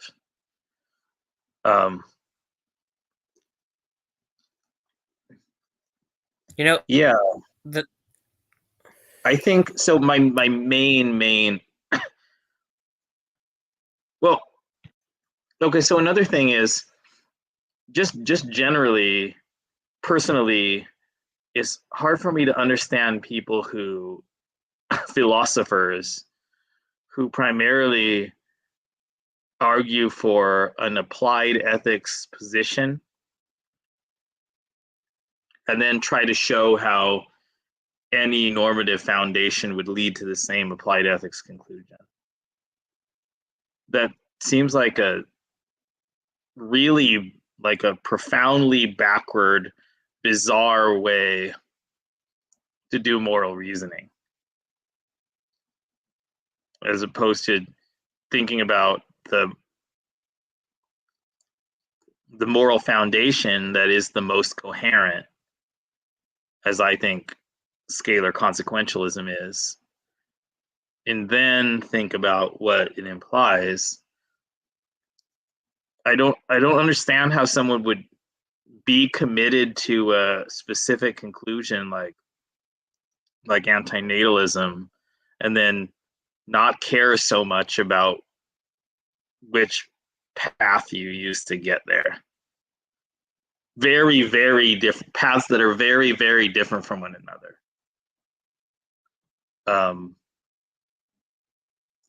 It's like a lawyer. It feels to me like a lawyer just trying to get their client acquitted, and they don't really care about like what the facts are that would lead to the acquittal.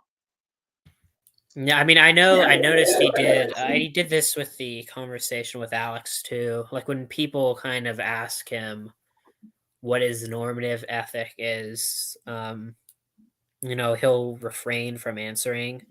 He'll kind of say, I want this to be theory neutral. I don't know if you got this impression watching it, but at least when I was watching it, the impression that I kind of got was that he's not a consequentialist, but he didn't want to outright come and say like, "Hey, I reject consequentialism." At least that's the impression I got.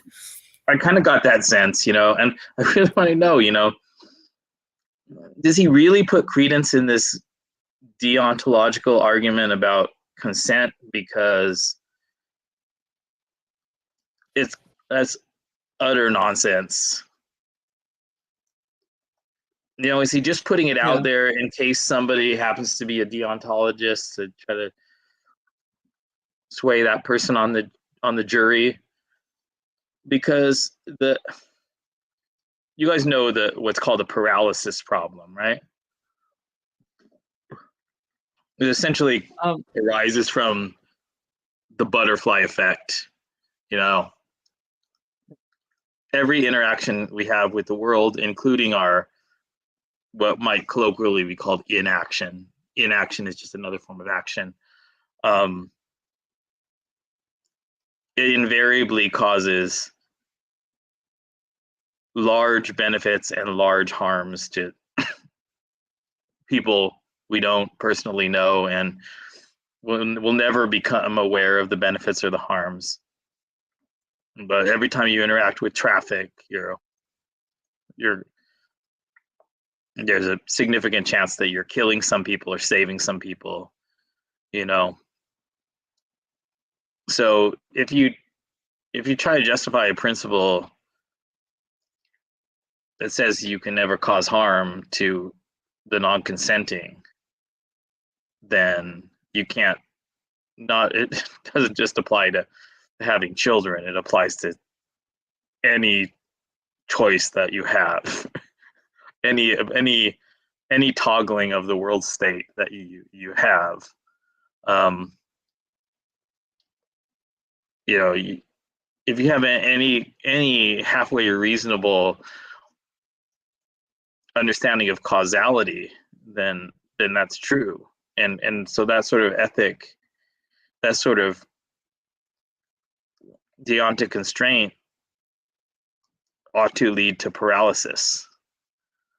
There's a common, consequentialist argument for fungibility, right?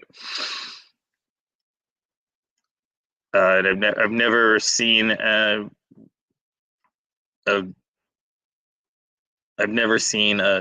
criticism of it that sticks. And so going back to Benatar is like,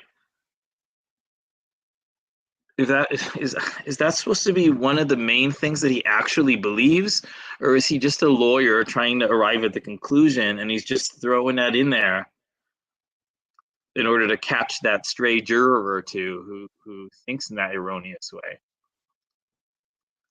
It makes me not want to take his misanthropic argument as seriously from him, even though it has a lot going for it. The idea that adding a new human to the world who has a significant probability of becoming a carnist and even sort of becoming an anti-vegan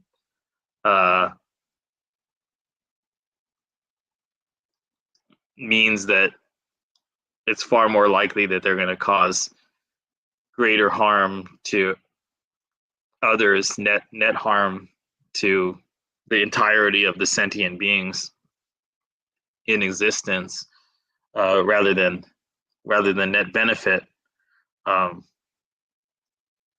Prima facie is quite plausible, but hearing it from somebody who's simultaneously making this argument about the inherent, like the asymmetry of happiness and suffering, and then simultaneously making this completely ridiculous deontological argument, and just like throwing everything at the wall, to reach the conclusion.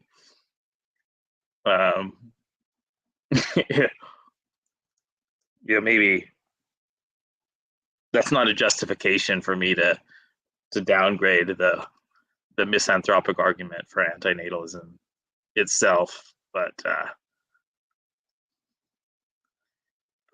Benatar, and that sort of philosopher who takes an applied ethics conclusion as their starting point, just it turns me off, and I have to exert effort in order to give due respect to maybe the one particular line of reasoning that they make that does seem well justified. If that makes sense. Yeah, it does.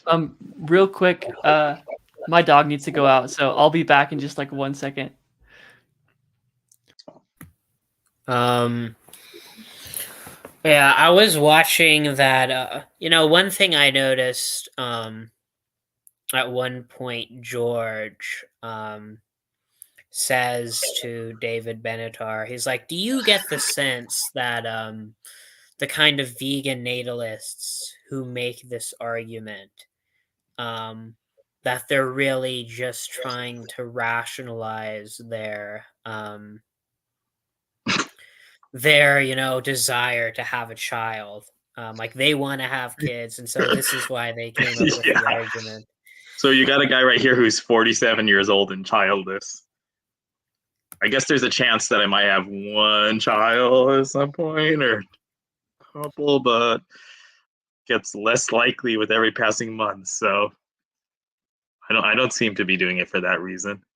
Yeah, I mean, I have to say, like, when I watched that part, I just thought, like, okay, like, I mean, personally, I've never had any really desire to have like children.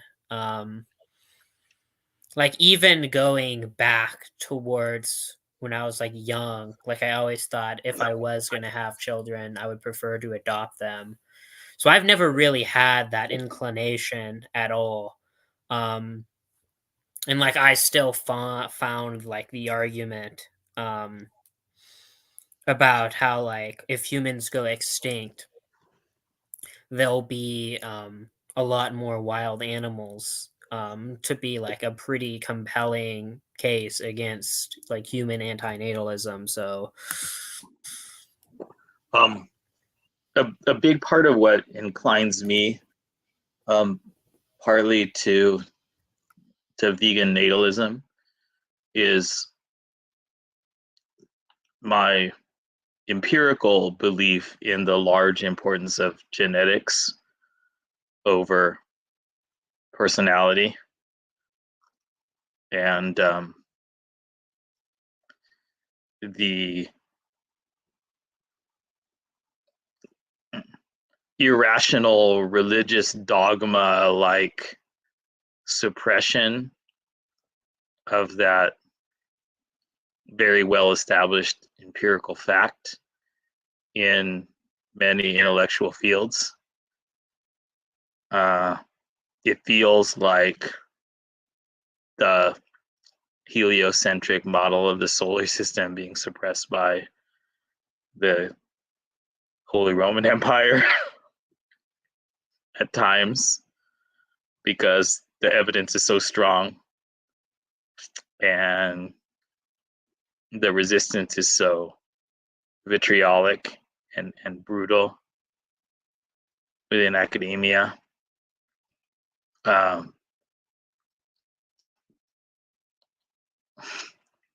Even if you don't say anything about the word race at all, you get labeled a racist. You could even get labeled a Nazi for just acknowledging what twin studies clearly show, what adoption studies clearly show, which is high heritability for almost any clearly definable psychological trait. So I think that we can't have a vegan world without having more vegan inclined minds, without having more brains that, we need a combination of genetics and culture. But part of what we need, the only way it's likely to truly happen, is for part of it to be a shift in the gene pool toward brains that are more empathetic toward a more expanded circle of beings. There's something genetic about the people who go vegan for ethical reasons and stay vegan. There's something genetic about the people who are most intransigently anti-vegan.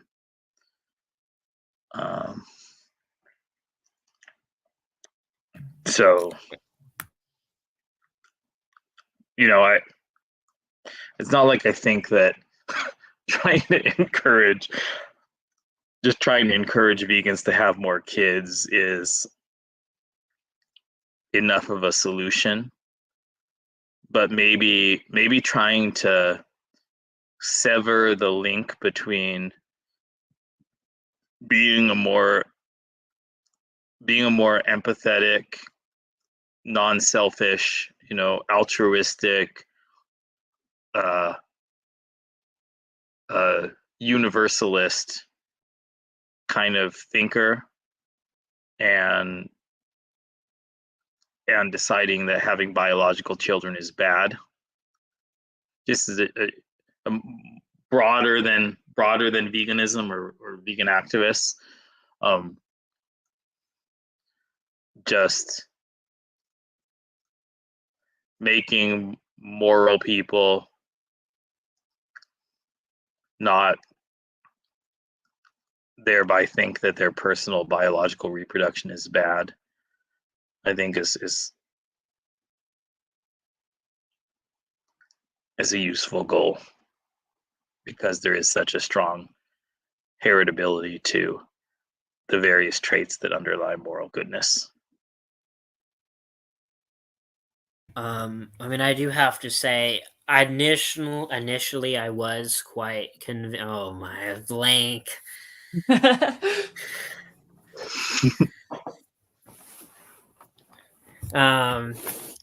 Initially, I was. He's some person that we know on Discord. The joke is supposed to be that he has a lot of these concepts that I seem to lack. So, he calls me conceptually impoverished, and I call him a gibberish generator. And I guess now he wants to spin the gibberish generator accusation back at me. So, but initially I was quite convinced by the kind of vegan natalist case that like if what you are concerned with is reducing suffering, you should oppose human extinction because it'll massively increase the amount of wild animals in the world. Mm. Wild animals live much worse lives than humans.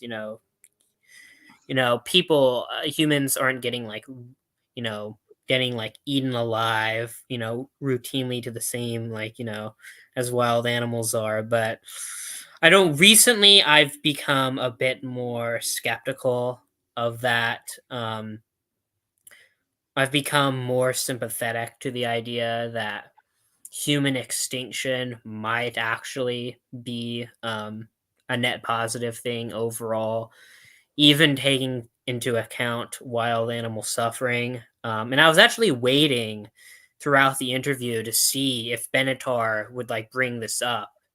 Um, and at no point did he bring up what I thought was the best objection to the vegan natalist case. But I mean, I think the best kind of objection would be, if humans continue to exist, sure, it's the case that wild animal suffering on Earth, might decrease as a result of human existence. Hmm. But it also may well be the case that if humans continue to exist, we'll colonize other planets Yeah, and spread a bunch of wild animals to right. these other planets, such that even from a perspective of wild animal suffering, like human extinction might actually be better. Or the problem of Than digital continuing. minds. It might Yeah. arise very soon. We might create Mhm. sentient AIs and put them as slaves into our video games for our entertainment. Yeah. We might have the new version of Grand Theft Auto actually have sentient beings getting hit by cars so that they act a little bit more realistic and give a little bit more entertainment pleasure. Yeah. Now that being said, it could be the case that even if human extinction would be a good thing, it still could be. It still might not be bad to procreate. That actually might be good. If you're especially if you're a kind of vegan or person with kind of suffering focused ethics, because you might think, okay, well, if humans are not going to go extinct, we want sort of more people to kind of influence the future. Can hopefully pull humans away from the worst tendencies and try to reduce suffering. Yeah, that's I mean the main question that I would have for Benatar with respect to the asymmetry argument would be whether he thinks it's is a contingent result of natural selection. Either so it could be a number of things. It could be an outcome of the particular path that natural selection took, but not a necessary path. Or it could be a very strongly necessitated path that natural selection took, that pain feels much worse than pleasure feels good. Or it could be just a sort of deep fact about ontology, about potential, physically potential experience, that pain is always going to be worse than pleasure. And that last point seems particularly implausible. So what I would want to ask him is with utilitarian hedonist guidance, genetically engineering beings, consciously altering environments with utilitarian goals in mind, hedonist goals in mind. Um, does he think it would be impossible? Does he think it would be like technologically hard for a very long time to engineer beings that actually did experience much higher highs than the low of their lows? Because that's the kind of upside, that's the kind of positive future that I think would justify natalism, is that our ethics improve and our technology improve to where we stop causing the huge net suffering, and simultaneously we develop interventions that lead to a world a millennium from now replete with beings that experience positive, effective states, pleasures, flourishing beyond our wildest dreams. Right.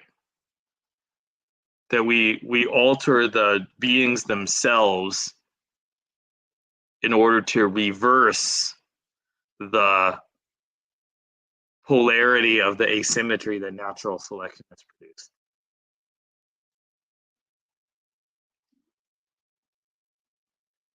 I mean, I don't know that is, yeah. I don't know that Benatar would deny that's possible. I think he would just say, even if that were the case, it's still not worth it, because in his interview with Sam Harris, I don't know if you've seen that, but he does at one point bite the bullet on a kind of empty world being just as good as a world where people experience lives of pure pleasure and no suffering, like a kind of utopia. And he says, between these two worlds, neither of them is morally better. Yeah, that's so wild. Yeah, I mean Crazy, maybe his core argument is the asymmetry, the one that he really believes, and then the deontology about how a not yet existent being can't consent is disingenuous, and then maybe also the misanthropic argument is disingenuous too. And what he's really motivated by is this deep ontological asymmetry between what happened to Jerome? Like the fundamental argument, the premise in his asymmetry is that the non-existence of positive subjective states is not good, is not bad. And his arguments are just completely, not completely, but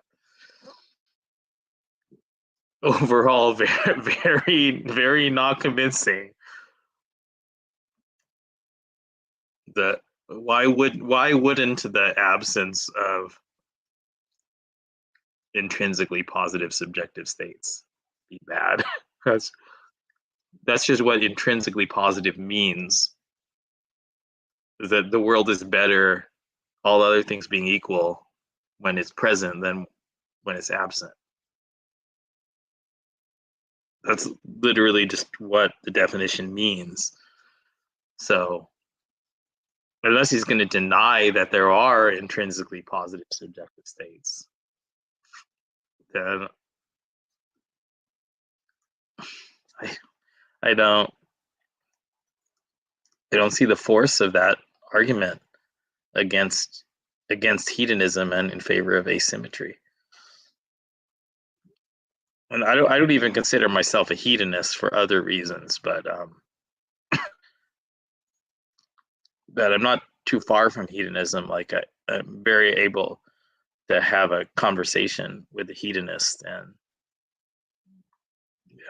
I assign pretty significant credence to pure hedonism, maybe at like the 10 to 20% level.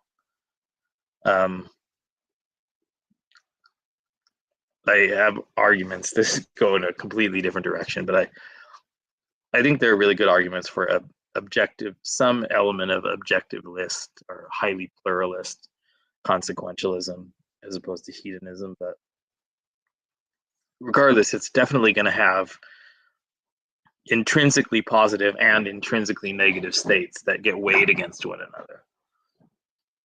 I might actually take issue there with the definition of intrinsically positive, because if we're defining it as like just a state that makes the world better, it's like, well, better is like a normative term. And to me it's going to be like, okay, better relative to what normative standard? Because it doesn't really make sense to me to just say better simpliciter. Oh, that's interesting. I mean, I do think that uh,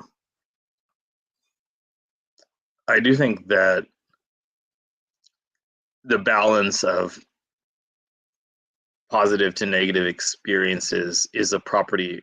It's primarily, fundamentally, a property of the world as a whole. And this relates to what I think of as Parfitian, Parfit. I never know what to say. Parfitian or Parfitian, Yeah. Parfitite. My Parfitite view of persons. Persons are kind of like vague strands of interconnected experiences. We're like the sculptures built out of the Legos or something. We're not the box that Legos go in. We're the configuration of the Legos. Like the experiences are primary, persons are derivative of experiences. So the world gets better when more positive, like, constructs of experience are in it, and worse when more negative constructs of experiences are in it.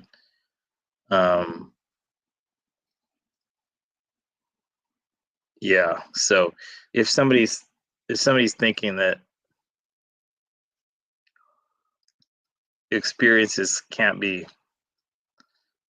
labeled as good or bad until you know which person they're indexed to, I find it really hard to make sense of that. I mean, maybe like, I mean, that's not true. Like at a kind of like superficial level, I can understand it. I probably used to believe something like that, but the more I've thought about it,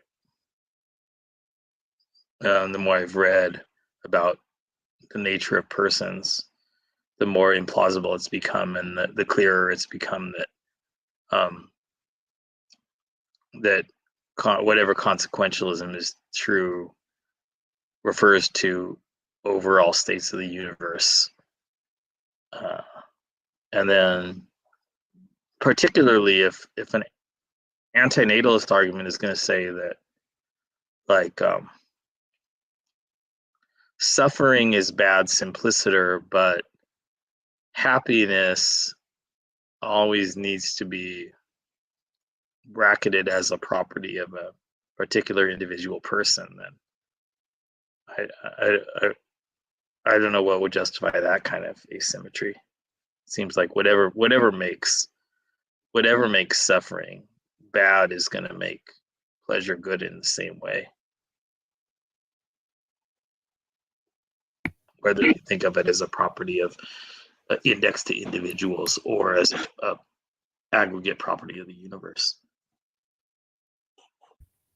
I mean, I wouldn't really say that either suffering or pleasure are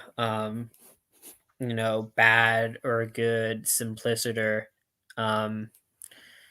because I just don't really think that makes sense. Like, I don't really have a concept of something being bad or good like simpliciter. It seems like something can only be good or bad relative to some, you know, stance, not in some stance independent way. Okay, well, I mean, it's different that that realist anti-realist distinction. Like, you think if you think suffering is bad, suffering can't be bad without your attitude that you don't like suffering. Yeah, that's what we. I mean, that's what we started off this talk intending to talk about. But that's very different from whether your stance against suffering has to be your stance against,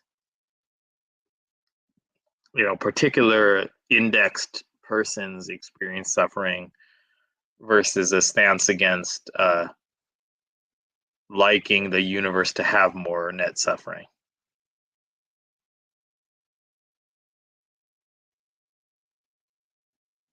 It seems to me like what I'm trying to say now is that the kind of subjectivist attitude that I would praise you for is that you would feel a universe whose total subjective experience involves more positive experiences than negative experiences would be a better universe.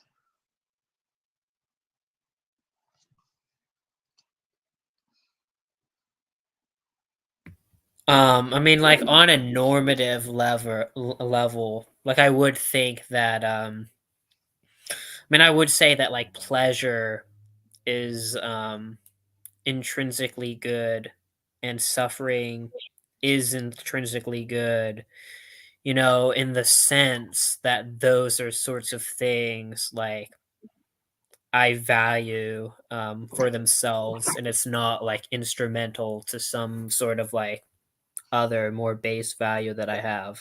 Huh. So One of the things, like I one of the would issues, agree with like the oh, sorry. normative view in that sense. Yeah. One of the issues I have with hedonists is I'm not sure whether, like in any given case, any given paper I'm reading, any given person I'm listening to, I'm not sure whether pleasure is being used in a way that corresponds to natural language, English or some other natural language, like what is typically called pleasure, or whether it's definitionally referring to anything that we would consider an intrinsically positive experience. So I'm never quite sure whether a particular hedonist is making a sort of tautological claim or just sort of defining. What I mean by pleasure is anything that's intrinsically rather than instrumentally positive, or whether they're talking about what a layperson would describe as pleasure, you know. So then if you say like, well, I think that, like, my typical example is hiking up a mountain, you know, and I think that like the experience of like the aches in my joints and you know, I'm struggling for breath at some points and like my feet are getting sore and all of that together with the experience at the summit and coming down, and all of this is like part of what makes that larger experience positive. And like those aches and pains and that struggle contributes to the positivity of the experience, you know. I'm often unsure whether the hedonist is going to say, well, then, you know, if you liked those aches and pains as part of the process, if that's an intrinsically positive part of the experience, then let's just call that pleasure. That's just a different kind of pleasure, you know, or whether they're going to adhere to natural language, you know, because a normal person would not say that it was pleasurable to have like a blister starting to form on their foot, right? With pleasure, there's the prototypical examples of pleasure, do not include things like that. But what you the way that it would be described to an ordinary person, ordinary language, is that part wasn't pleasurable, but it was still part of what I liked about the experience, or what was good about the experience. Not everything that was good about that overall experience was pleasure. Some of the pains were part of what was good about it, I think. And Lance likes to appeal to like empirical psychological evidence, and self-report. I think if you ask people, that's how they would describe it. They would say, sure, there were some parts of that experience I underwent that were painful, but they were part of what was good about it. I'm empirically predicting that that's the kind of self-report that you would get when you ask about hiking up a mountain, or similar things like training yourself to become a chess grandmaster and then winning a tournament. People are going to say there was a lot about that overall experience that was really stressful, even painful, but I wouldn't have wanted to do it without that part. So that's what's confusing about hedonism. Are they just going to definitionally describe that as part of their technical concept of pleasure, or are they going to like deny that those parts were good and say that, well, people are just mistaken and it could only be that like the badness of all that stress and those blisters on the feet and aching joints and whatever, like either you're just mistaken, your memory is inaccurate, or that badness must have been like overwhelmed by the goodness of what it accomplished, or something like that.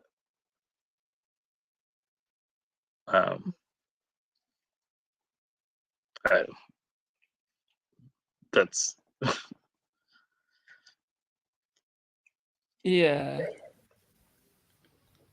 I mean, Yeah, I don't know. In those sorts of examples, I'm usually inclined to say that those sorts of things, those sorts of like painful experiences,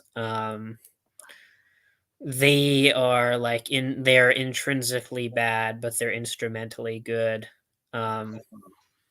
That's what I'm like inclined to say in situations like that. yeah. So if lots and lots going to like the Lance Bush psychological approach, if people overwhelmingly self-report that those experiences were intrinsically good parts of the overall experience, that they would not have wanted to be absent from the overall experience, would you just consider them widely mistaken? I mean, it's going to depend what they mean by intrinsically good, and it's going to also like depend on what we mean by mistaken, because if when they say intrinsically good, they just mean like, oh, this is some kind of normative claim, like, oh, I just like value these sorts of experiences as an end. Like, I'm not going to, say that they've said something, incorrect, like the proposition that they've uttered, it's not false. But I might have a different kind of moral evaluation of the situation. Like my values could be different. So is it is it just immediately intuitive to you that like the experience of winning the World Chess Championship would be a lot better if it could be had without with all of the moments of like stressful moments in individual matches and like tedious study being removed? Yeah. For me, it is. Yeah. I mean, it depends what we mean, because it might be the case that, like, if people didn't have those sorts of, you know, moments where they struggled, you know, it might be like as an empirical matter that if people didn't have those experiences, then like at the end of it, they wouldn't feel like the same kind of Uh, sense of satisfaction. And so like it might actually be like overall like less like suffering than, less happiness than the alternative where they do experience the kind of moments of suffering. But like, I mean, it seems logically possible that you could have someone who never experiences any of those sorts of like moments of suffering, um, and is like just as happy at the end. And like, that seems like a morally preferable scenario to me. I guess I wouldn't deny that it's logically possible that the isolated experience at the end could be so intrinsically great that it would be greater than the typical experience. I mean, my main argument is that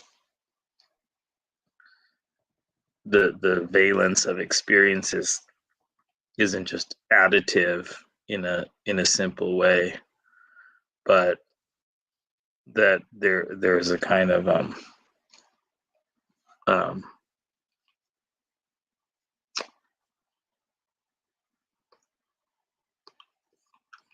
there are higher levels of organization of experiences into macro experiences, and the value of the macro experience is not determined by simple summing up of the intrinsic goodness or badness of the individual moments. It depends greatly upon the structure of the overall experience. So, I mean, I'm just coining this term. I don't know if it's been used before in this way, but the macro experience of like climbing up a mountain or, practicing for some kind of tournament and then winning the tournament or losing or whatever is highly dependent upon this organizational structure of the suffering being oriented toward a goal and then the achievement of these sub goals along the way, and that the role that those moments of suffering play within that structure is incredibly different from the role that those moments of suffering might play in a very different macro structure, like loser who has no no hope, just sitting in his chair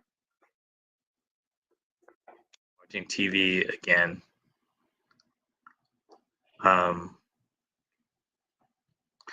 Even though the moment to moment suffering might is individual, like few seconds long stretches might in some sense be describable as equally negative, the value of the overall structure, the macro experience, can be incredibly different in the same way that, a symphony isn't like an averaging of the goodness of each of its notes or each of its bars. A poem isn't the averaging of each of its words. There might be some analogy in the relationship between chemistry and physics, or between biology and chemistry, in terms of like philosophy of science, like the like different levels of structure. It seems like the hedonists ought to be at least somewhat more sympathetic to that possibility. Partly because it seems so intuitive, right? I mean, to be clear, I'm not a hedonist. I do think there are non-hedonic goods. It's just that I'm not really inclined to think that like suffering can ever be something that's intrinsically good. But like it does seem to me that there are other sorts of things that are intrinsically good that aren't just reducible to like hedonic experiences. So, like I asked before, with pleasure, is suffering not intrinsically good because that's how you define suffering? Anything not intrinsically good is like anything intrinsically good is by definition not suffering? Or are you using suffering in a sense that's highly compatible with natural language? And so you're saying that, like, in natural language, having your foot feel like it's starting to form a blister is suffering. So automatically that feeling of your foot starting to form a blister can never be intrinsically good? Or are you saying if it was ever intrinsically good, then I just wouldn't call it suffering? Because then I think we're risking tautology territory. I mean, well, the way I would think of suffering is I would just think of suffering as an kind of unpleasant experience, which I wouldn't say is the same thing as being intrinsically negative, because it seems like there are things that are intrinsically negative other than unpleasant experiences with pleasure. It seems like there are things that are intrinsically positive other than like, pleasurable experiences. So what do you think about sexual masochists who, I think in natural language, will describe like being whipped as not as, oh, I just experienced this physical interaction as pleasurable in exactly the same way that you would experience more typical physical interaction as pleasurable, but they describe it as, yeah, I feel that there's pain there, but then I also feel a goodness to that experience of pain. I'm not a sexual masochist, but I'm a lover of incredibly spicy food. And I would describe it as not just that, oh, this large amount of capsaicin, just sort of tastes good to me in the same way that like a watermelon tastes good to most people. But it's very different because it's painful and the pain participates in the overall goodness of the experience. but I wouldn't hesitate to describe aspects of eating the spiciest food that I eat as painful, while playing a role in an experience that I like. I think I can think of countless examples. I think that's probably what it's like for athletes in contact sport, to be getting like bruised, wrecking their bodies. It's probably plays a essential constitutive role in what they like about the experience.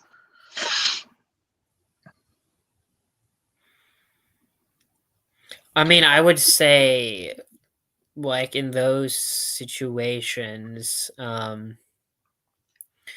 it seems like the overall kind of experience would be pleasurable, but we could still say that maybe there's like some suffering involved, but like the kind of hedonic calculus still ends up being net pleasurable.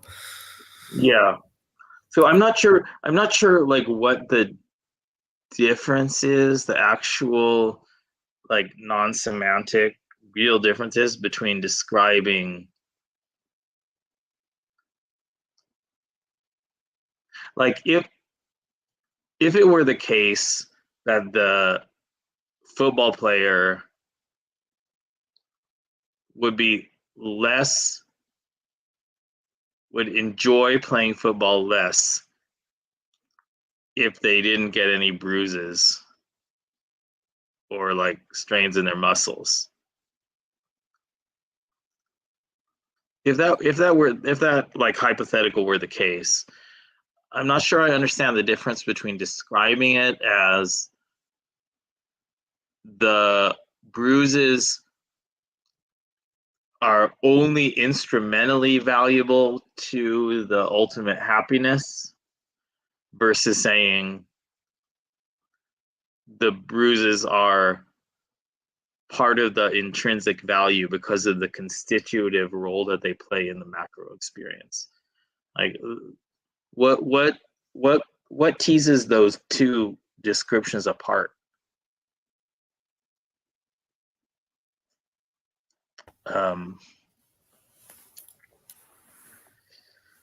That's not so easy. Maybe what teases them apart is like if like a experience machine where you only give somebody the final experience, but with the false memory of like having experienced the suffering, as opposed to actually going through the full experience.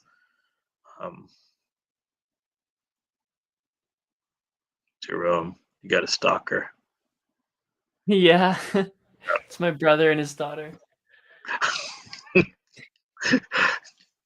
got a ghost in the doorway. I gotta do it again. Always coming in. Hi. Hello, Daryl's brother. It's my brother. I Hello. got the dogs in there, like crate over here. Hey, have fun, boys. They're sleeping I guess pretty good. I'm wearing headphones, so I guess I can't hear you very well. But Yeah, I can't he's- hear anything you're saying. he's the stalker, though. It's all right. My like the latches on my door don't work very well, so like my dog keeps like knocking it open with his nose. Yeah, close the door if you could. Yeah. Well, But anything else? This has gone on. it's good. Yeah, it's 3.5 hours. I guess like the thing I would say about hedonism, since like I am a hedonist. I guess like, and I guess you kind of like talked about it already, but like one thing I just mentioned is that like, I don't know why you can't just like, why you can't like logically have like the positive like mental like mind experiences, of like going through like the strains of like going on the hike or like playing the sport without like the suffering aspect, you know, like the next week when like you've like rolled your ankle and like you're you know, like putting ice on it and like, you know, it's like not pleasant. Like I just don't know why like you can't just have like the positives of that like strain without the negatives of it. I guess like logically. So when somebody, as you know, I would, and I think I would predict people often would, describe those aspects as part of the experience that they wouldn't want to miss.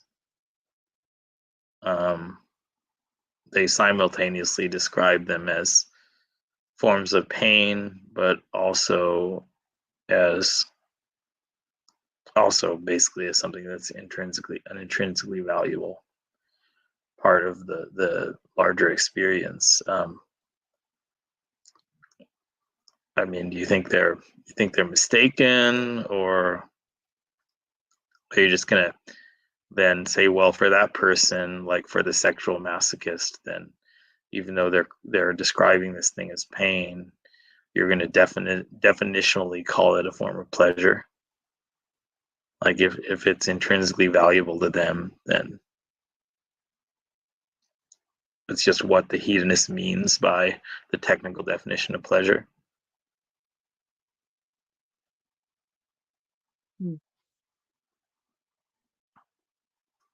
I'm just really trying to prod, you know, how much this is like possibly a tautology versus a claim about pleasure in the sense that pleasure is used in natural language. Is it pleasurable to the sexual masochist when they're getting flogged until their skin is highly inflamed, bright red?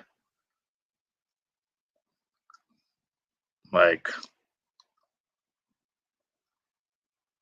what is it? Is it definitionally pleasure? Is it, you think, like factually pleasure, and if they call it pain, they're mistaken?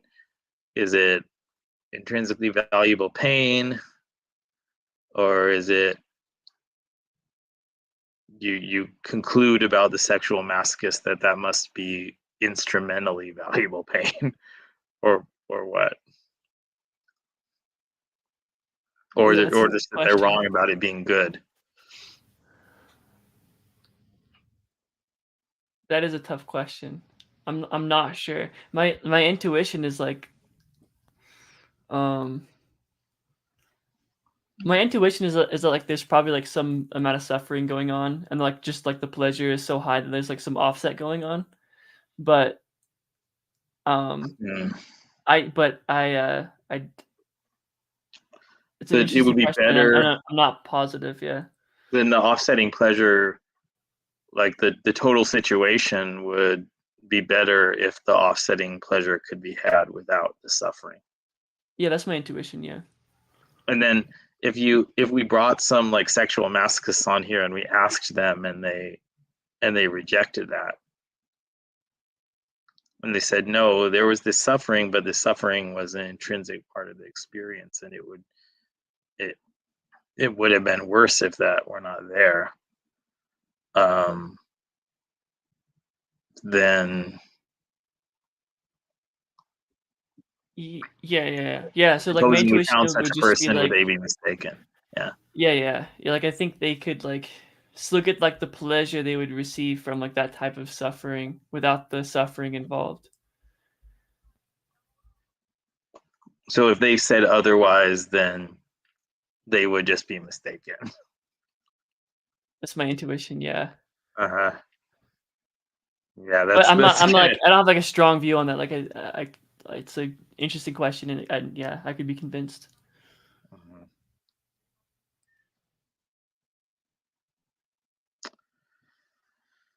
Okay. Oh, I saw Matthew Adelstein, number one. hedonist. He actually released an article recently on Substack where he said that he's becoming more sympathetic to objectivist theory. I don't know if you saw that. Yeah. I sent it to Jeremy. Oh, you did? Yeah. I'll be right back in a second, but I can hear you guys. Okay. I'm gonna keep Alright, talking sounds about good. that particular article. I don't remember it so distinctly, but Yeah, I yeah, only skimmed through it, to be honest. So, but I I sent think it to you because Jerome. it's by Richard I'm not Chappell a a big. lot, and Chappell is pretty sympathetic towards objectivist consequentialism, and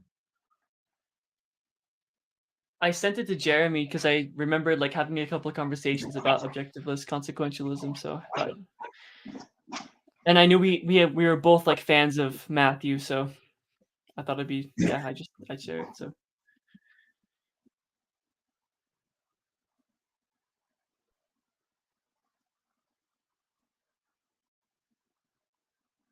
dang, I can't believe this is what Bugs Bunny looks like.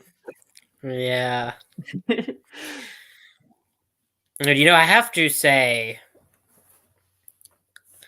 I just have like a kind of like weird dislike for the name of objectivist theory, just because it has the word objective in it. So I actually talked to Blank about this, and so I said, okay, I'm just going to call myself a subjectivist theorist.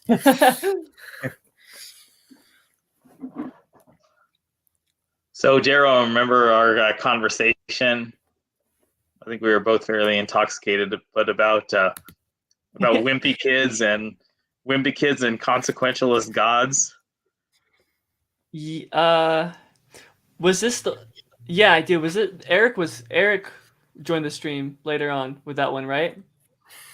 Or was this Maybe. this Yeah, is we might have different? talked about it in two different occasions. Because that Yeah, one we've talked about similar wasn't stuff. a drunk Yeah. stream. But yeah, Eric kind of distracted us because he didn't really seem to understand Yeah. philosophical points. But yeah, there was a drunk stream where we really got into it. But basically, I did. Travis was like, Yeah. "Oh, you saw it?" No, I was going to say that I saw it. I remember seeing it, but I forget what the exact kind of situation was with the wimpy kids. Basically, both of these are kind of thought experiments about how starting with the premise of hedonism, you can sort of derive something that's functionally a form of objective list. So the wimpy kids thought experiment is like you're a teacher and you want to take precautions to prevent your young students from breaking their arms, but you realize that like a couple of the students are especially wimpy, so that if they have precisely the same, physically the same broken arm, it's not that physiologically they'll experience like greater pain signals sent to their brain. It's more at the level of their personality. They will just be much bigger wimps about it. The other kids will sort of tend to be more stoic, and they do what they need to do to get through the broken arm experience. But these couple of wimpy kids will just personality wise maximize the interpretation they put on it as a form of suffering. And so, then the question is, the teacher, should you like proportionately devote? We're not talking about how you should react after the arm got broken, right? Because then that kind of makes sense. When the arm's already been broken and there's this huge amount of suffering, then you should want to alleviate it. But we're talking about prior to that. Should you just basically devote all of your attention to the safety of the wimpy kids? and basically punish the the less wimpy kids by not attending to their safety nearly as much. So it starts with that. But then the stronger version is the consequentialist gods. So if you imagine that, they're these gods, they're not omnipotent, omniscient like the Christian God is generally supposed to be, but they're really powerful and they can intervene significantly in the mortal realm, and they're ethical consequentialists. So they're looking down at the beings there, and when they see a large amount of suffering, they will intervene to do what it takes to alleviate that suffering. But then you imagine this playing out over millions and billions of years with natural selection operative, then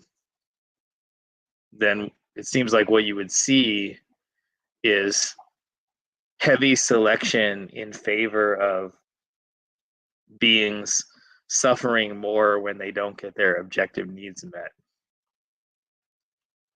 So members of species would just instead of like getting, or in addition to, but probably largely instead of getting better at finding mates,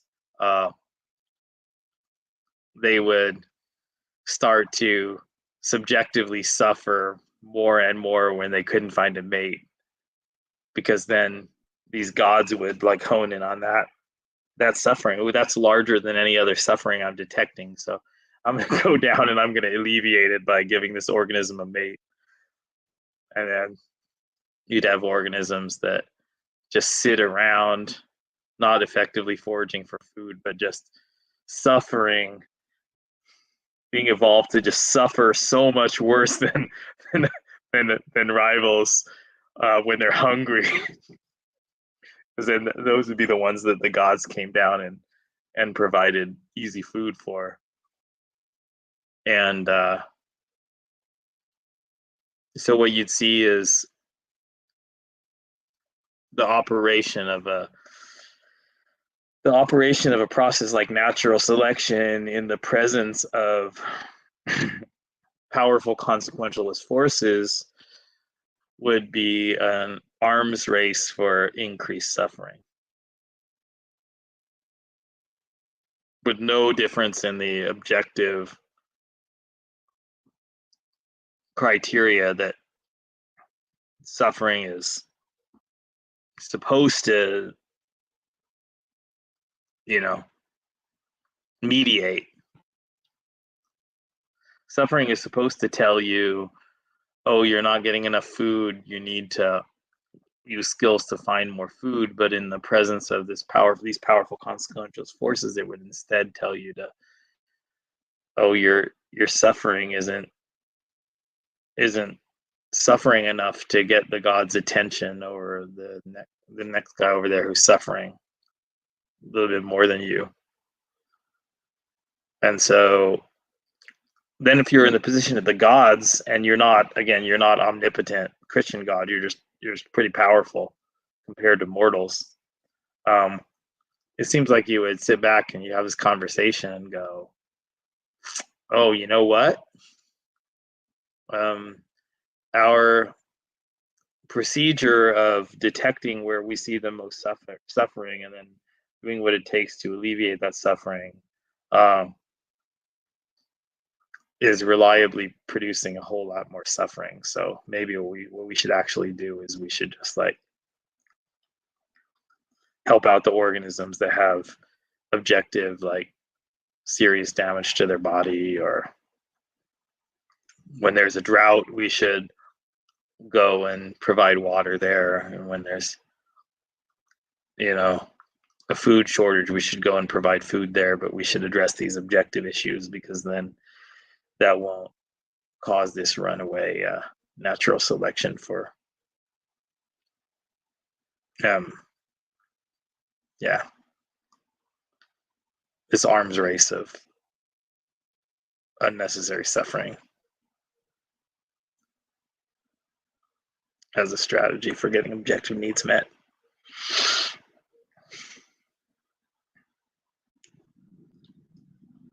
That's what seems to lead me towards objectiveless consequentialism.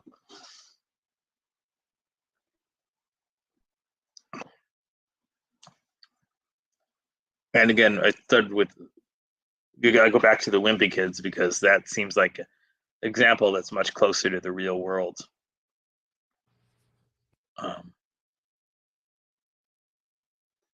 You probably can, as a parent,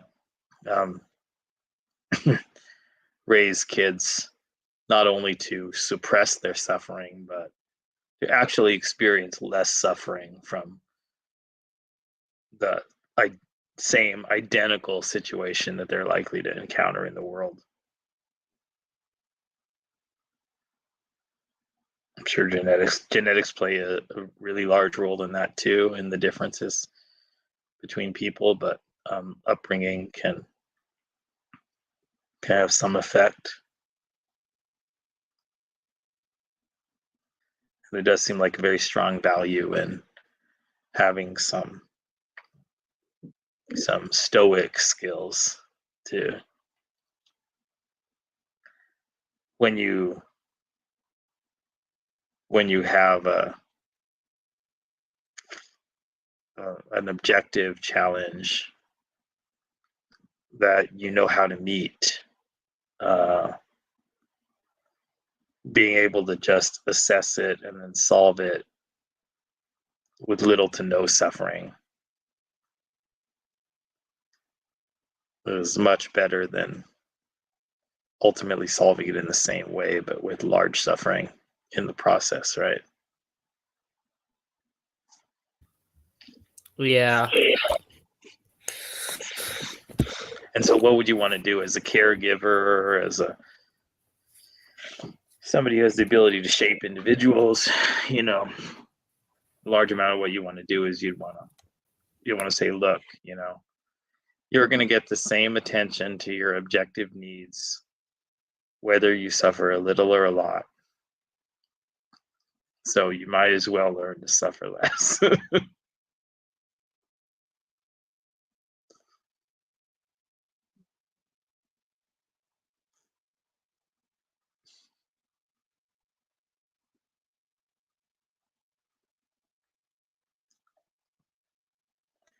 Now, if that's just impossible, if having that sort of effect is just impossible, then there wouldn't be an argument for it. But it seems like it is possible.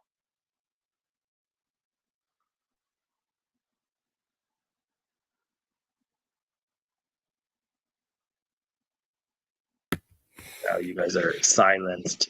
Yeah, I'm thinking. Yeah. My argument is either very good, or you just think I'm a complete psychopath because I'm recommending ignoring the suffering of the people who suffer more than others. Well, I don't know. I mean, to me, it seems like if there is going to be like a case for kind of, treating everyone equally, regardless of if the other kids suffer more or not.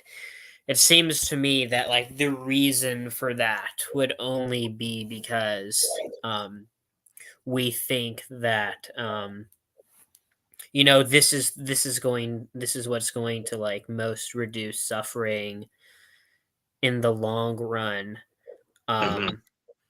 not due to some kind of objective list, some other like good. Like if we were to stipulate in the hypothetical that okay, like the wimpy kids, they're never going to like become less wimpy. It doesn't matter what we do.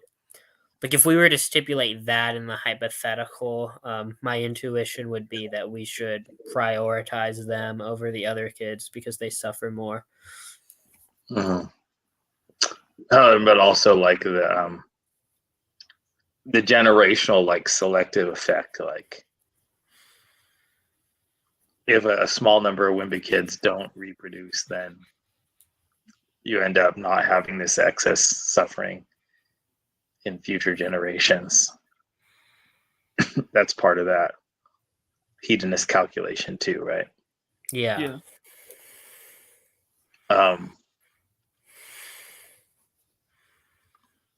Yeah, I mean that's kind of what I'm saying is that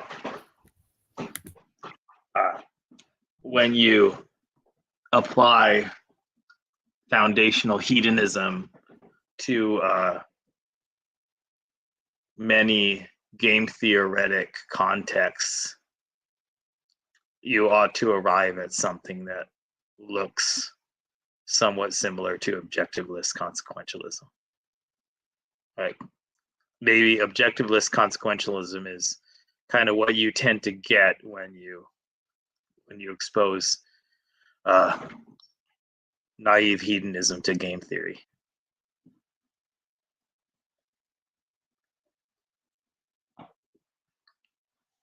When you have hedonism and then you try to stop cheaters in game theoretic terms, like a cheater doesn't necessarily have to be somebody that we would like morally judge as like a conscious cheater. A cheater, a defector can be defecting for various psychological reasons or whatever. That's not really relevant. That's not really relevant to the mathematical like definition in game theory.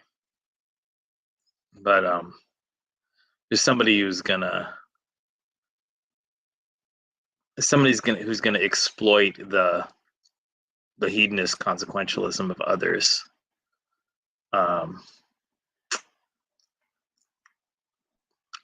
Thereby thriving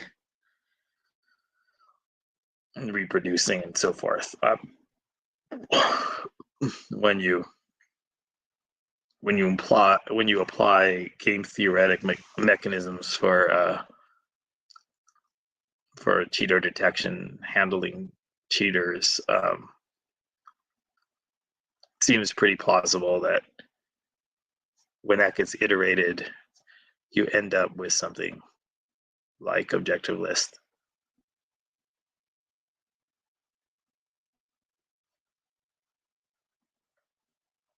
You end up saying like, look, we've got this budget to provide homes for homeless people, and you have like trashed the last 3 homes that we've provided you and gotten kicked out.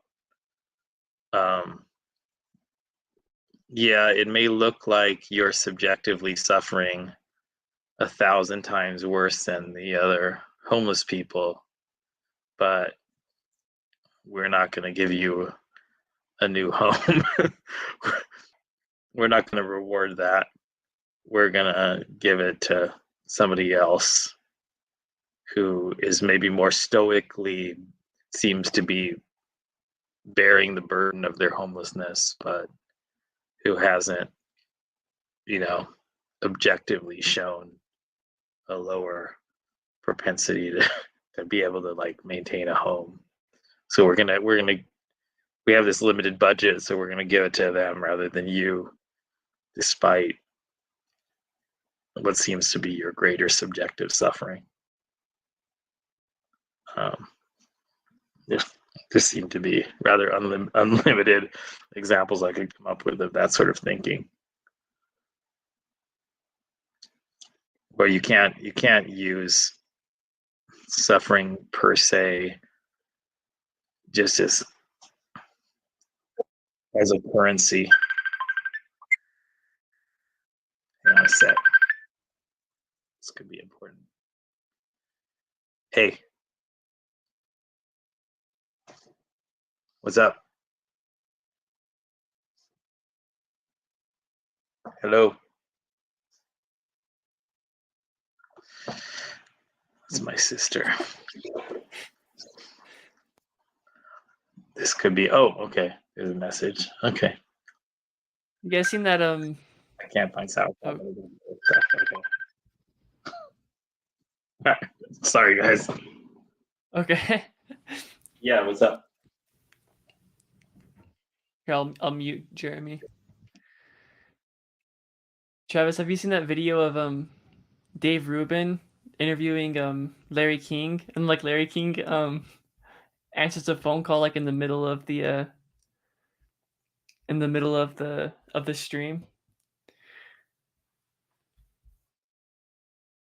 Oh, wait, you're muted. Oh, I'm not sure if I've seen that or not.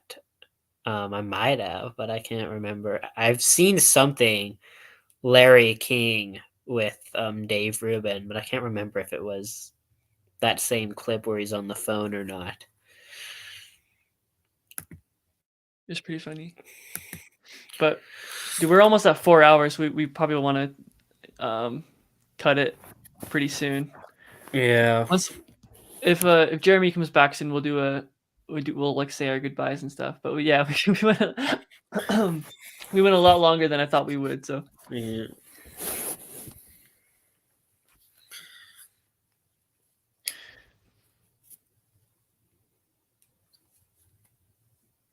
but yeah, it was fun. I mean, Jeremy's a good person to talk to because he's really good at keeping conversations going.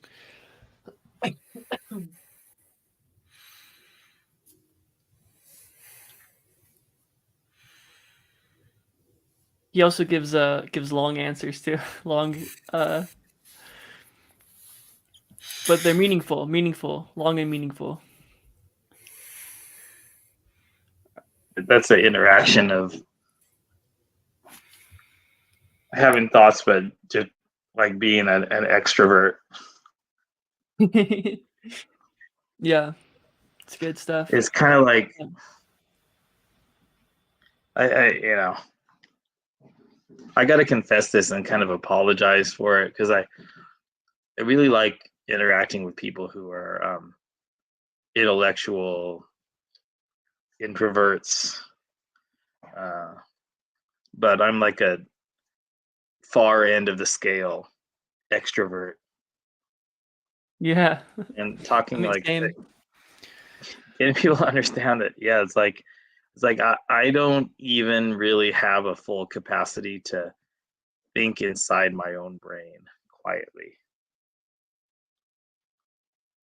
I've come to just really appreciate how true that is. Like I work through my thoughts in communication, in conversation. And so sometimes like I see people who are just sitting and like processing everything, taking everything in and working through it very carefully before they formulate their response.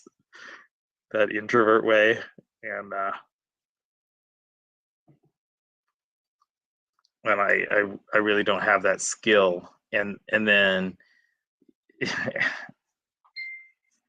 I always worry that like my process of working through ideas externally comes across as phony, you know, because an introvert might think that everything that I decide to say is my deep reflective conclusion. Yeah, Some things I say are my strong conclusion developed over many years of conversations and interactions. But other things I say are just like the introverts, what the introvert does inside their own head, but I can't do it inside my own head, so I do it outside of my own head.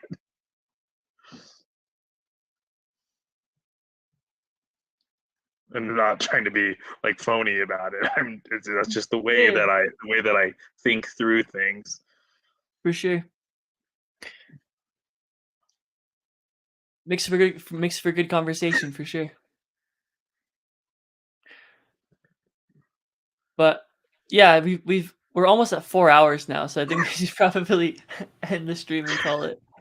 But yeah, good chat. Always a pleasure to talking with you, Jeremy, and Travis as well. Likewise. So Adios. Nice to chat with you with your face, Travis. Yeah. But it doesn't really matter anyway. It was nice chatting with you in previous occasions too. Jerome, I hope your channel really kicks off. I'm trying to promote it in a couple different group chats that I'm in. Nice. You've had like some prominent people on here, and had some really good talks with them. Need to figure out where to market it to really get that subscriber count up and stuff. Well, I also just need to be like more serious about it, like get a schedule, be like a little bit more like professional and like twice a week on schedule. That could be stuff like that. Big thing to do. Different labels for like different types of chat that you're gonna have on a specific day. Different subcategories. Exactly.